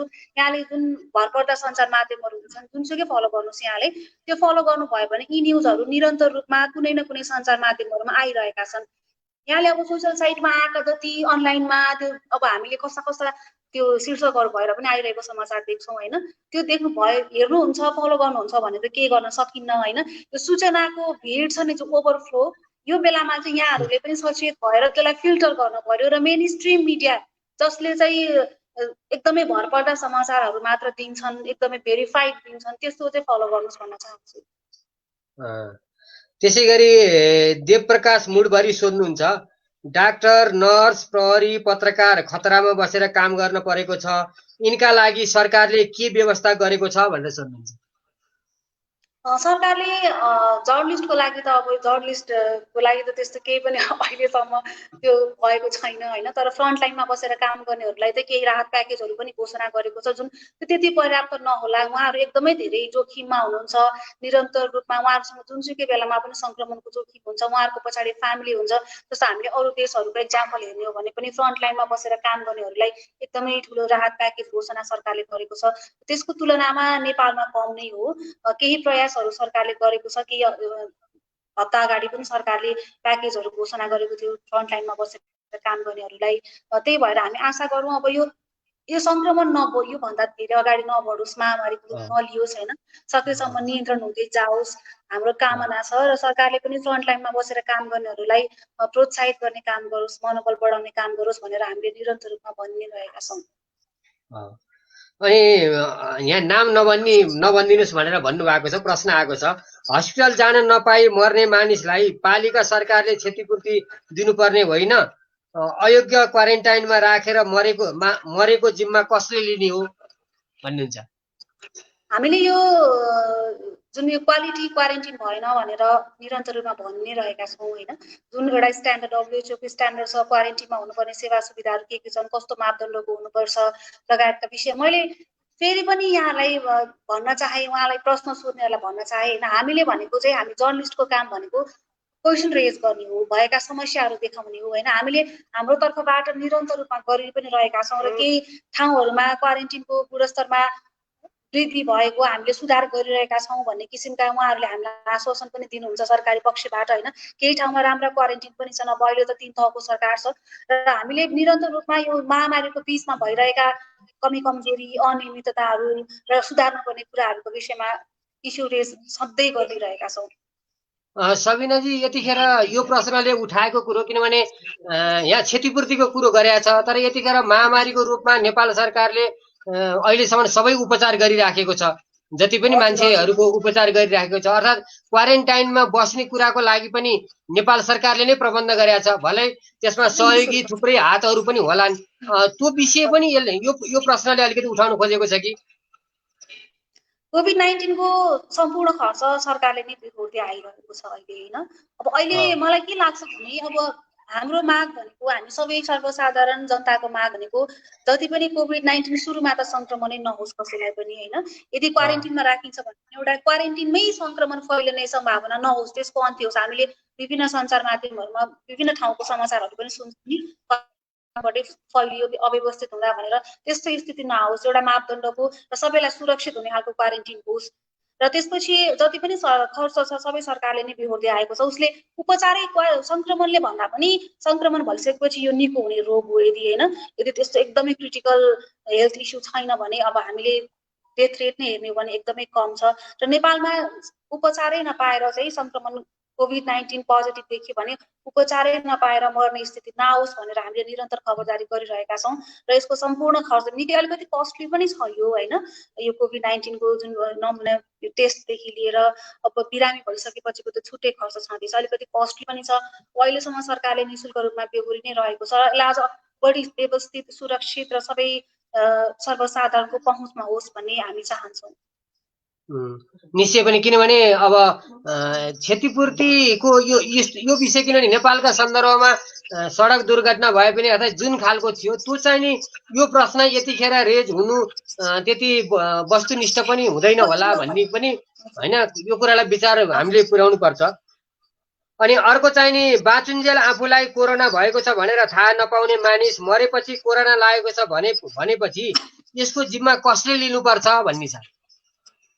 अब अहिलेसम्म आएको केसहरूमा त्यस्तो अब प्रमाणित भइसकेको छैन होइन, भन्नाले अब त्यो अपडेट नै भइसकेपछि मात्रै चेक गरेको अथवा कसरी भयो भन्ने कुराहरू, अब हामी त्यस्तो केसहरू पनि आइरहेका छन्, अब इस्यु पनि उठिरहेका छन्। तर हामीले चिकित्सकहरूलाई बुझ्दाखेरि उहाँहरूले त्यस्तो होइन भन्नाले कोभिड-19 भएर थाहा पाएर पनि उपचार नभएर अथवा नथाहा पाइकन मृत्यु भएको भन्ने कुरा कहीँबाट पनि प्रमाणित भइसकेको छैन होइन।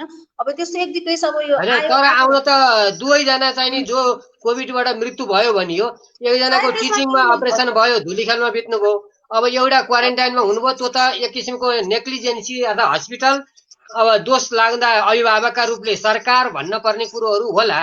त्यो चाहिँ नि देखिएको छ नेपालमा दुईटै घटेको घटना त हस्पिटलको बेडबाट। अब एकजना चाहिँ नि जो हस्पिटलमै हुनुहुन्थ्यो उहाँ बित्नुभयो, नत्र दुईटा केसमा त कहीँ न कहीँ कमजोरी त भएको देखिन्छ।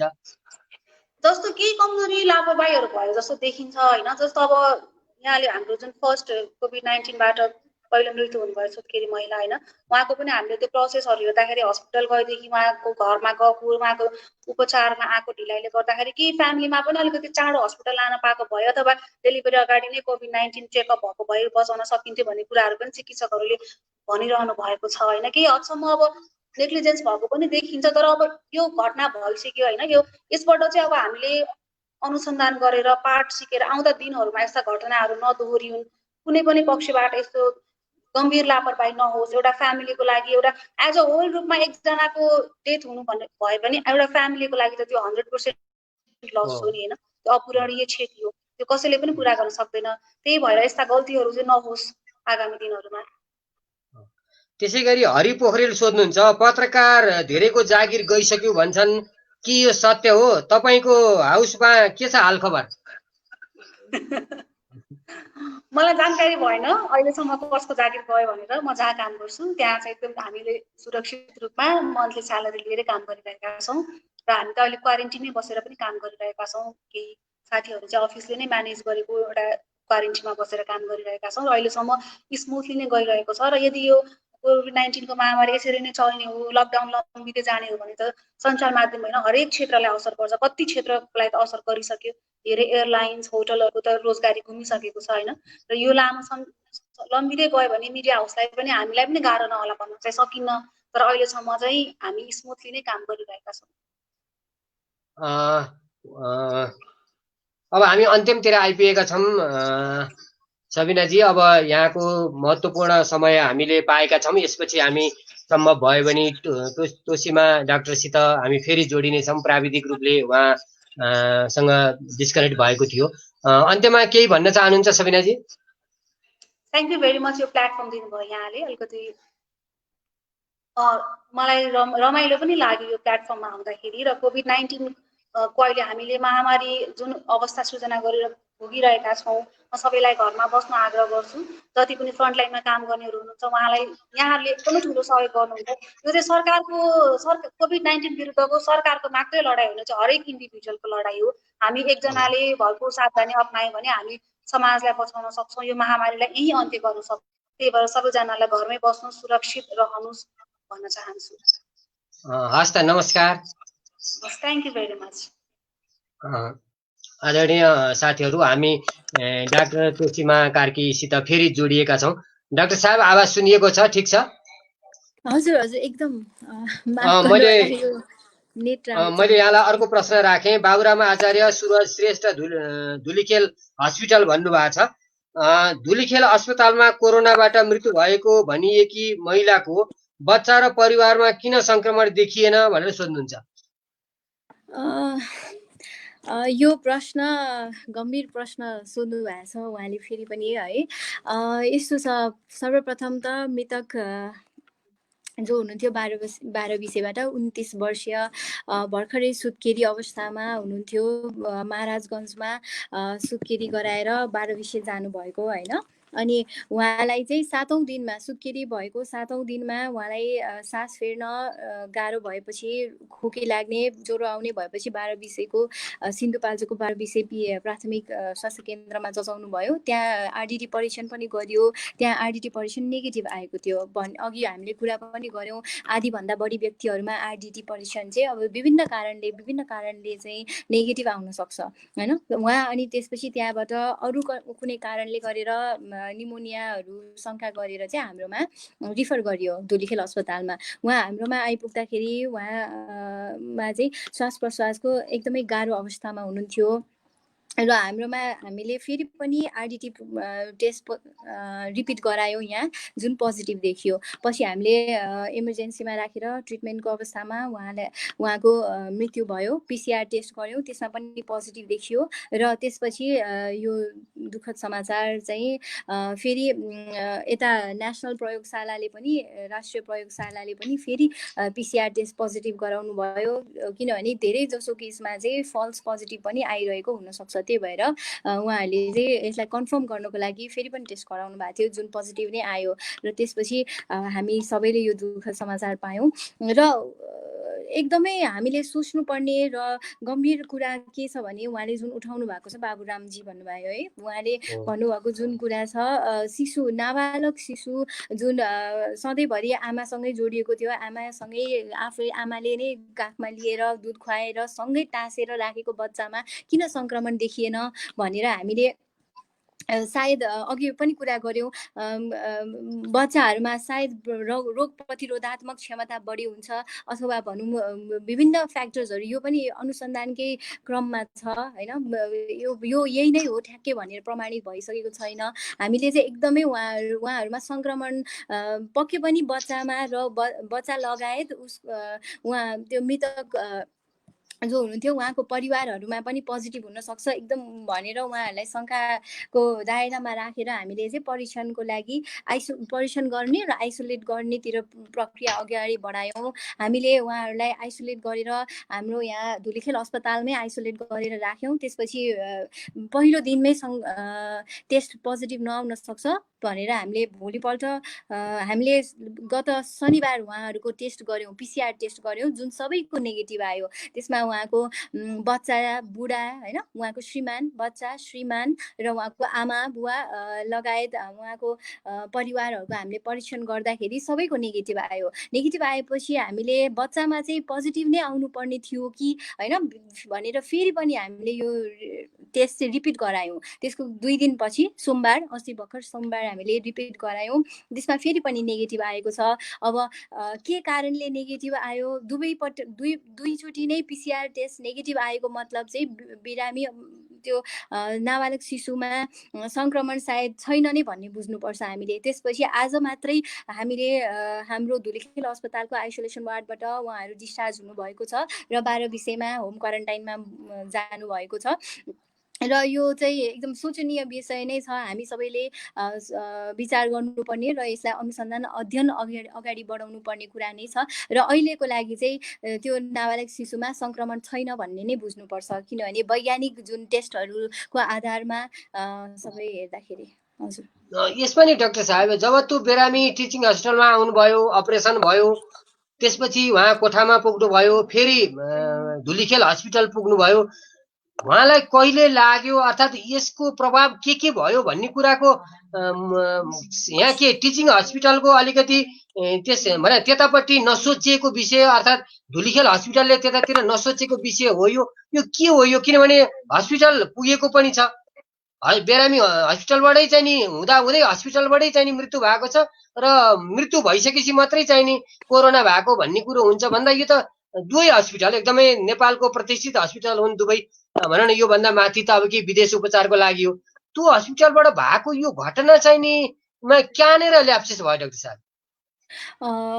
यस्तो छ यो यो अब यस सम्बन्धी चाहिँ अब आधिकारिक धारणाहरू के आएका छन्। आधिकारिक सायद म यो प्रश्नको उत्तरको लागि आधिकारिक मान्छे होइन होला व्यक्ति, तैपनि जनसमुदायमा उठिरहेको जिज्ञासा, कन्फ्युजन्सहरू सबैलाई एड्रेस गर्दाखेरि, सम्बोधन गर्दाखेरि म एउटा चिकित्सकको हिसाबले केसम्म भन्न सक्छु, यति चाहिँ भन्न सक्छु भने उहाँले जुन उहाँको हामीले जुन हिस्ट्रीहरू सोध्यौँ होइन, के कसो हो भनेर हामीले अध्ययन गर्दाखेरि जुन मृतक महिला हुनुहुन्थ्यो उहाँ चाहिँ गर्भवती अवस्थामा गर्भ गराउनको लागि अपरेसन मार्फत गराउनको लागि चाहिँ टिचिङ अस्पताल जानुभएको थियो, जहाँ उहाँको सुत्केरी भयो होइन, सुत्केरी हुनुभयो उहाँ। त्यसपछि लगतै उहाँ चाहिँ यता धेरै ठाउँमा गएको बुझिँदैन। त्यसपछि उहाँ आफ्नै घर 12 विषय जानुभयो। 12 विषयमा गएर त्यहाँ केही व्यक्तिहरू अब आफन्तहरूसँग घुलमिल हुने, भेट हुने, अब बच्चा नयाँ जन्मिएपछि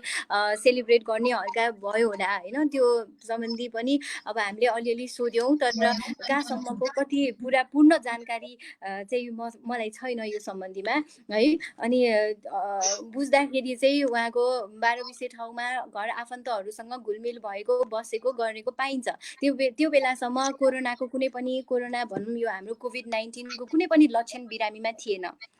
त्यस कारणले अब घर परिवारमा पनि र त्यो ठाउँमा पनि उहाँलाई पनि कसैलाई पनि त्यो बिरामीलाई कोभिड-19 भयो होला भन्ने शङ्का कसैले पनि गर्नु भएन। त्यसैले घुलमिल हुने, यताउता बस्ने ओर्ने गरियो होइन। सुत्केरी हेरचाह गर्नेहरू पनि सबै सम्पर्कमा आउनुभयो। त्यसपछि 7औं दिनदेखि 81 उहाँलाई चाहिँ ज्वरो आउने, खुकी लाग्ने, छाती दुख्नेहरू समस्याहरू भएपछि उहाँलाई गाह्रो भएर उहाँ 12 विषयको प्राथमिक स्वास्थ्य केन्द्र जानुभएको रहेछ। त्यहाँनिर जचाउँदाखेरि अब सुत्केरी अवस्था भनेको आफैमा पनि रोग प्रतिरोधात्मक क्षमता कम भएको अवस्था होइन, विभिन्न कारणले ज्वरो आउने, खुकी लाग्ने हुनसक्छ र के पनि त्यसैले त्यहाँ हुनुभएको डक्टर्सहरूले, जो स्वास्थ्यकर्मीहरू हुनुहुन्थ्यो, चिकित्सकहरू हुनुहुन्थ्यो, उहाँहरूले चाहिँ एकदम बुद्धिमानीपूर्वक नै जुन हामीसँग अहिले देशमा नै गरिरहेको परीक्षण छ, आरजिटी परीक्षण, उहाँले त्यो गर्नुभएको रहेछ है। किनभने अहिले कोरोना महामारीको अवस्थामा हामीले लक्षण भएका व्यक्तिहरूलाई सकेसम्म छुटाउँदैनौँ टेस्ट गर्नको लागि, र उहाँहरूले पनि त्यो आरडिटी टेस्ट गर्नुभयो। त्यसमा नेगेटिभ देखिसकेपछि उहाँहरूले चाहिँ अब कोरोना होइन रहेछ भन्ने हिसाबले अरू कुनै जटिल समस्याले गरेर यो ज्वरो आउने, खोकी लाग्ने, निमोनिया बिग्रदै गएको हो कि अथवा अरू कुनै अवस्था छ कि भनेर चाहिँ प्राथमिक स्वास्थ्य केन्द्रमा हुन सक्ने प्राथमिक उपचारहरू गरेर चाहिँ उहाँहरूले हाम्रो धुलिखेल ठुलो अस्पतालमा रिफर गर्नुभयो होइन। रिफर गर्दाखेरि हाम्रोसम्म आउँदाखेरि हामीले म त्यस बेला मैले नै चाहिँ हेरेको होइन बिरामी, हाम्रो चिकित्सक साथीहरू हुनुहुन्थ्यो होइन, सर म्यामहरू हुनुहुन्थ्यो, उहाँहरूले रिसिभ गर्दाखेरि बिरामीको अवस्था नाजुक नै थियो, एकदम सास प्रश्वास गाह्रो भएको, उहाँलाई भेन्टिलेटरमा राख्नुपर्ने अवस्था आइसकेको अवस्था रहेको बुझियो। र त्यो अवस्था 81 भएको र यो महामारीको अवस्थामा आएर चाहिँ हाम्रो अस्पतालले पनि आरडिटी टेस्ट गर्यो, जसमा चाहिँ पोजिटिभ देखियो होइन। अब पहिला चाहिँ आरडिटी नेगेटिभ रहेको र त्यसले गरेर हामीले पनि सुरुमा जो चिकित्सकहरू साथीहरू हुनुहुन्थ्यो सायद आरडिटी कोभिडको बिरामी नै होइन रहेछ भन्ने एउटा भान पनि भयो होइन। त्यो कारणले एम्बुलेन्सबाट बिरामी झार्दाखेरि प्रपर जुन एउटा सुरक्षा सामग्रीहरू हुन्छ, स्वास्थ्य सुरक्षा सामग्रीहरू, त्यो पनि हाम्रा एम्बुलेन्सका कर्मचारीहरू, स्वास्थ्य कर्मचारीहरूले चाहिँ स्वास्थ्यकर्मीहरूले नलगाइकन पनि गर्नुपर्ने अवस्था थियो त्यति बेला। हजुर, गर्नुभयो। त्यसपछि आरडिटी पोजिसन हामीले फेरि पनि शङ्का गरेर होइन यो त फल्स नेगेटिभ पनि हुनसक्छ भन्ने एउटा शङ्का गरेर नै, किनभने 50% भन्दा माथिमा फल्स नेगेटिभ देखिएको छ, त्यो भएर हामीले रुल आउट गर्नुपर्छ भनेर चाहिँ हाम्रो अस्पतालले फेरि परीक्षण गर्यो। परीक्षण गर्दाखेरि पोजिटिभ आयो। त्यो अवस्थासम्म बिरामीको अवस्था एकदमै नाजुक भएर यो जुन सायद आफैमा प्रेग्नेन्सी पनि रोग प्रतिरोधात्मक क्षमता कम भएको र विभिन्न अरू हो कारणले पनि हुनसक्छ होइन।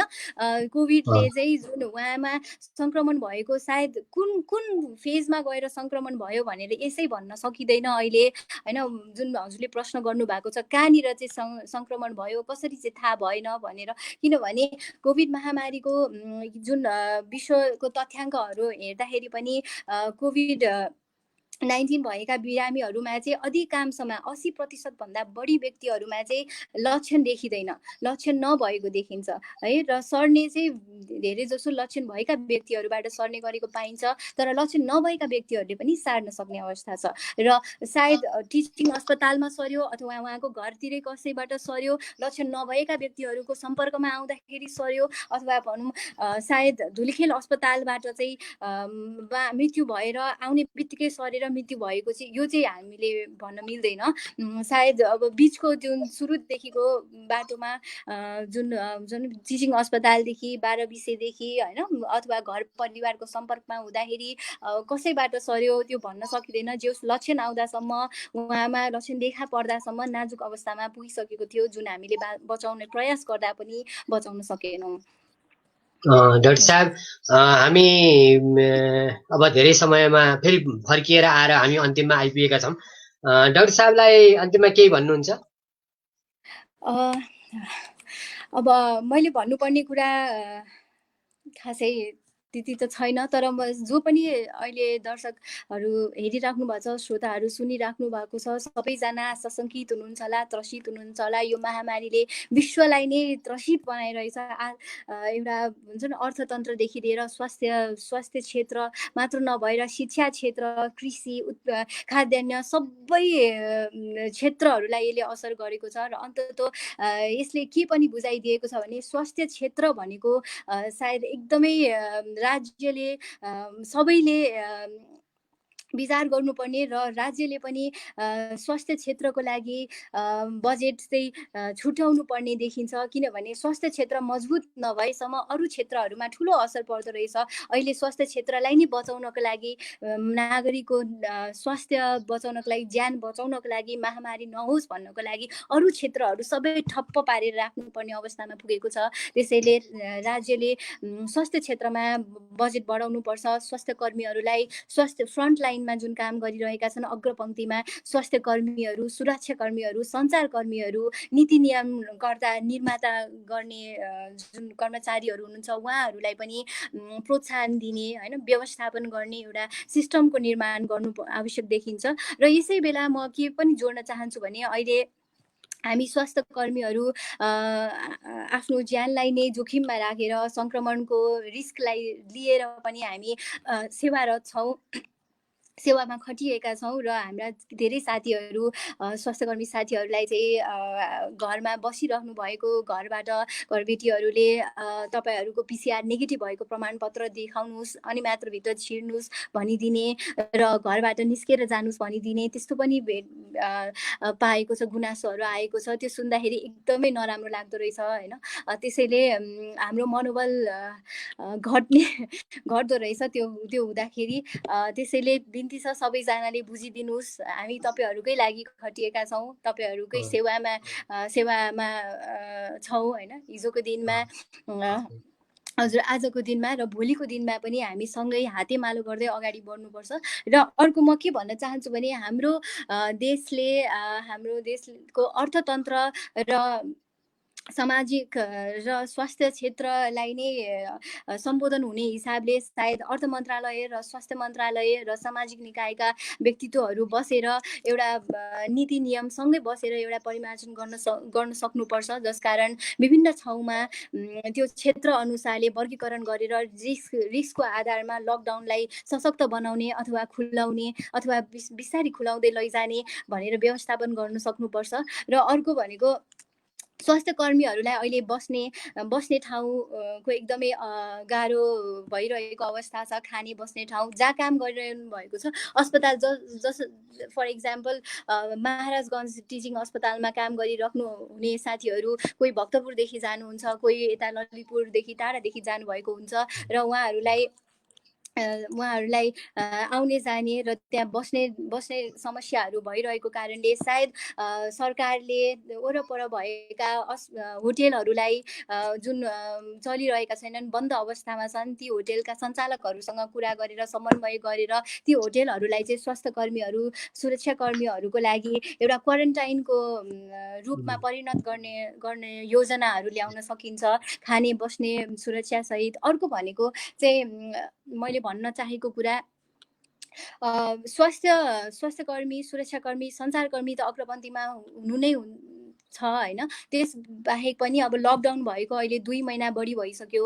धेरै मानिसहरूलाई अब खाद्यान्न वस्तुहरूको पनि अभाव पर्ने अवस्था आइसक्यो। सीमा नाकाहरू बन्द छ, आयात गर्ने आयात भएर आउने वस्तुहरू पनि अभाव हुने अवस्थामा छ। मार्केट बजार सबै ठप्प हुँदै जाने देखिन्छ अभाव वस्तुहरूको। र यो अवस्थामा चाहिँ सायद हामीले कृषिजन्य उत्पादनहरूलाई, कृषि उद्योगहरूलाई बढावा दिने व्यवस्थाहरू गर्न सकिन्छ। जुन खाद्यान्न कल कारखानाहरूलाई पनि सायद बिस्तारी खुलाउन सकिन्छ। त्यो खुलाउनको लागि एउटा भनौँ न, अब जस्तै एउटा कुनै खाद्यान्न कारखानालाई सञ्चालन गर्नको लागि त्यहाँ 100 जना कर्मचारीहरू चाहिन्थे भने ती 100 जना कर्मचारीमा सायद 20 जना कर्मचारीले केही सीमित उत्पादन हुने हिसाबले ती 20 जना कर्मचारीलाई चाहिँ त्यही कारखाना नजिकै एउटा क्वारेन्टाइन जस्तो बनाएर पहिला उनीहरूलाई PCR परीक्षण गर्ने, अनि उनीहरूमा रोग कसैमा पनि छैन भनेपछि त्यो एउटा कम्युनिटीमा त रोग छैन, कोभिड छैन भन्ने एउटा प्रमाणित भइसकेपछि ती 20 जनालाई त्यही नै बस्ने खाने व्यवस्था मिलाएर चाहिँ त्यो कारखानाहरू त्यसरी पनि चलाउने एउटा नियम ल्याउन सकिन्छ। र अर्को मैले भन्न चाहेको कुरा भनेको, कुनै पनि ठाउँमा सङ्क्रमण देखियो भने त्यो जस्तै भारतको महाराष्ट्रमा भएको पाइन्छ, कुनै पनि क्षेत्रमा 1-2वटा सङ्क्रमण देखिने बित्तिकै त्यो क्षेत्रलाई चाहिँ अब सिल गर्ने, केही क्षणको लागि सिल गरेर त्यहाँको वर्ग क्षेत्र भनौँ न, त्यहाँको क्षेत्रफल 2 देखि 3 किलोमिटर वरपरका सबै व्यक्तिहरूमा चाहिँ PCR परीक्षण गर्ने एउटा व्यवस्था पनि सोच्न सकिन्छ। र अर्को भनेको चाहिँ नेपालमा RDT र PCR को परीक्षणमा एकदमै ठुलो कन्फ्युजन देखिन्छ। कुनले गर्ने, यो RDT पोजिटिभ आउँदा पनि PCR नेगेटिभ आएको अवस्था हैन। त्यो सबैलाई मध्यनजर गर्दाखेरि र विभिन्न अनुसन्धानहरूले देखाएको तथ्याङ्कहरू, स्टडिजहरू हेर्दाखेरि चाहिँ PCR भनेको गोल्ड स्ट्यान्डर्ड हो कोभिड परीक्षणको लागि। त्यसैले हामीले जति पनि स्रोत साधनहरू चाहिँ RDT परीक्षणमा खर्चिरहेका छौँ, स्रोत साधन जनशक्ति, सायद त्यसलाई चाहिँ हामीले PCR परीक्षणतर्फ केन्द्रित गर्न सक्छौँ, त्यसलाई बढाउन सक्छौँ, त्यसलाई बढाउनतिर लागौँ। किनभने RDT पोजिटिभ आएर PCR नेगेटिभ आउँदाखेरि हाम्रो एउटा PCR पनि खर्च भयो, त्यसको जनशक्ति खर्च भयो, यता RDT पनि खर्च भयो। र PCR नेगेटिभ RDT पोजिटिभ भन्नुको मतलब त्यो मान्छेमा सङ्क्रमण थियो, तर त्यो सङ्क्रमण चाहिँ अब निष्क्रिय अवस्थामा छ, उसले अरूलाई सार्न नसक्ने निको हुने फेजमा छ भनेपछि उच्च समुदायमा जान के अरे रिस्क नभएको व्यक्तिमा पर्नुहुन्छ। त्यसैले हामी PCR परीक्षणलाई धेरै प्राथमिकता दियौँ। फ्रन्टलाइन वर्कर्सहरूलाई पहिला सबैलाई PCR परीक्षण गरौँ। विभिन्न कल कारखानाहरू सञ्चालन गर्नको लागि पनि त्यहाँ केही सीमित व्यक्तिलाई परीक्षण गरेर अनि त्यही व्यवस्थापन गरेर खाने बस्ने व्यवस्था मिलाएर अगाडि बढौँ। र अर्को हामीले के पनि गर्न सक्छौँ भने एउटा पुल मेथड भनेर जुन एउटा कुरा आएको छ, त्यसमा चाहिँ के गरिन्छ भने जस्तै हामीसँग सीमित मात्रामा मात्रै हामीसँग स्रोत साधनहरू छ, किटहरू एकदमै अभाव भएको अवस्था छ, हामी आफैमा पनि गरिब देश छौँ र आफैले उत्पादन गर्न सक्दैनौँ, बाहिर आयात भएको वस्तुहरूमा निर्भर हुनुपर्ने अवस्थामा हामीले के गर्न सक्छौँ भने जस्तै 5 देखि 10 जनाको स्याम्पलहरू हैन, जस्तै थ्रोट स्वाबहरू लिन्छौँ, नेजल स्वाब लिन्छौँ भने हामीले त्यो स्वाबहरू चाहिँ 10 जनाको 5 देखि 10 जनाको कति हुन्छ एउटा डिफाइन गरेर 5-10 जनाको चाहिँ स्वाबहरू एकै ठाउँमा मिलाएर त्यसलाई चाहिँ एउटा किटले परीक्षण गर्न सक्छौँ। र त्यो परीक्षण गर्दाखेरि 10 जना मिसिएको एउटा स्याम्पललाई चाहिँ परीक्षण पुल भनिन्छ, पुल स्याम्पल एउटा हैन, त्यसलाई परीक्षण गर्दाखेरि त्यो नेगेटिभ आयो भने 10 जनामा नेगेटिभ भनेर प्रमाणित भयो नि त। एउटा टेस्टले 10 जनाको टेस्ट भयो।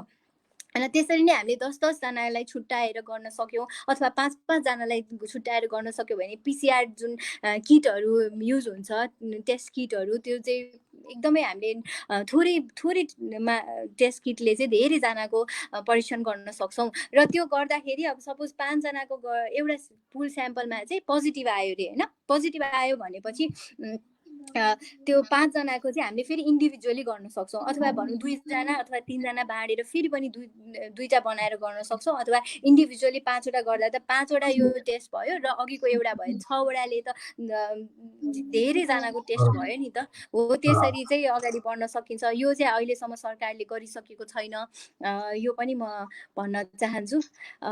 र अब अरू अन्त्यमा अब हामी सबैले नडराउँ, यसलाई हामीले जित्न सक्छौँ। हामी तपाईहरू सबैजना मिलेर होइन हात धुन नबिर्सौँ।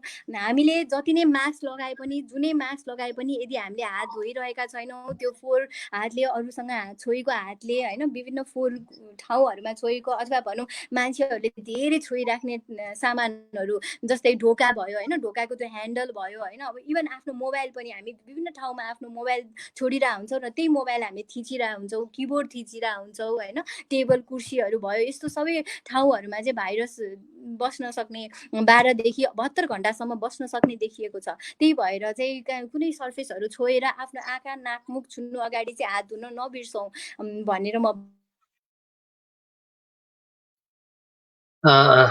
फेरि आवाज गएको छ, हजुर फेरि ब्लक भएको छ। अहिले आएन? आयो डाक्टर साहब, अब क्लोजअप गरौँ त। अब यहाँको महत्त्वपूर्ण समय पाइयो, हजुर यहाँको महत्त्वपूर्ण समय पाइयो। धेरै विषयहरू प्रश्न पनि भएको छ। हाम्रो यो सानो कार्यक्रमलाई पनि धेरै महत्त्वपूर्ण यहाँले समय दिएर धेरै साथीहरूलाई हामीले जानकारी गराउन पाइएको छ। अब हामी सोसल कार्यकर्ता एक किसिमको हामीले घरमा बस्दा के काम गर्ने हुन्छ भनेर एउटा मिडियाको माध्यमबाट प्याथोलोजी डाक्टर, आयुर्वेदिक डाक्टर, प्राकृतिक डाक्टर र एकजना पत्रकार जो समाजमा के घटिरहेको छ ती कुराहरूका लागि गरेर आज हामी 14औं एपिसोडमा आइपुग्यौँ। र जो धुलिखेल हस्पिटलको एउटा कार्यरत महत्त्वपूर्ण डाक्टर यहाँले जसरी धेरै कुराहरू भनिदिनु भएको छ त्यो कुराले पक्कै पनि हाम्रा दर्शकहरू हाम्रा साथीहरूलाई धेरै लाभदायक भएको छ। धेरै धेरै धन्यवाद डाक्टर साहब। हस्, धन्यवाद धेरै धेरै सबैलाई। Thank you. यहाँको महत्त्वपूर्ण समयको लागि हामी यहाँप्रति कृतज्ञ छौँ। अब यहाँलाई बिदा गर्छौँ। नमस्ते आदरणीय साथीहरू, हामीले आज छलफल गऱ्यौँ। अलिकति समय लामो पनि गएको छ र केही बिचमा प्राविधिक गडबडहरू पनि आएको छ। हाम्रो प्राविधिक क्षमता कस्तो छ भन्ने कुरो पनि यसले देखाउँछ। तर पनि आज नरदेवी हस्पिटलका डाइरेक्टर प्रदीप केसी, त्यसै गरी धुलिखेल हस्पिटलको डाक्टर तोसीमा कार्की र कान्तिपुरका पत्रकार सबिना कार्कीले अत्यन्तै महत्त्वपूर्ण समय दिएर हाम्रो यो कार्यक्रमलाई सफल गराइदिनु भएको छ भने त्यसै गरी प्रभा अधिकारी, सुन्दर पन्त, शपथ आचार्य, हरि हिरा पोखरेल लगायतका चाहिँ नि साथीहरूको प्रश्न यहाँ आइरहेको छ। ती प्रश्नहरूलाई हामी टिप्नेछौँ र त्यो बाहेक पनि मसित 12 वटा जति प्रश्न मैले टिपेर मलाई पहिला नै प्राप्त भएको पनि मैले यहाँ प्रस्तुत गर्न भ्याइनँ समयको अभावले। आउने दिनमा यी प्रश्नहरू राख्ने नै छु, ती प्रश्न खेर जाने छैनन् भन्ने प्रतिबद्धता व्यक्त गर्दै आज हामीलाई प्राविधिक रूपमा सहयोग गर्नुहुने पूर्णिमा घिमिरे, प्रथम बोगटी, शाश्वत घिमिरेलाई धन्यवाद दिँदै हाम्रो टिम बिदा हुन्छ। धन्यवाद। जय नेपाल।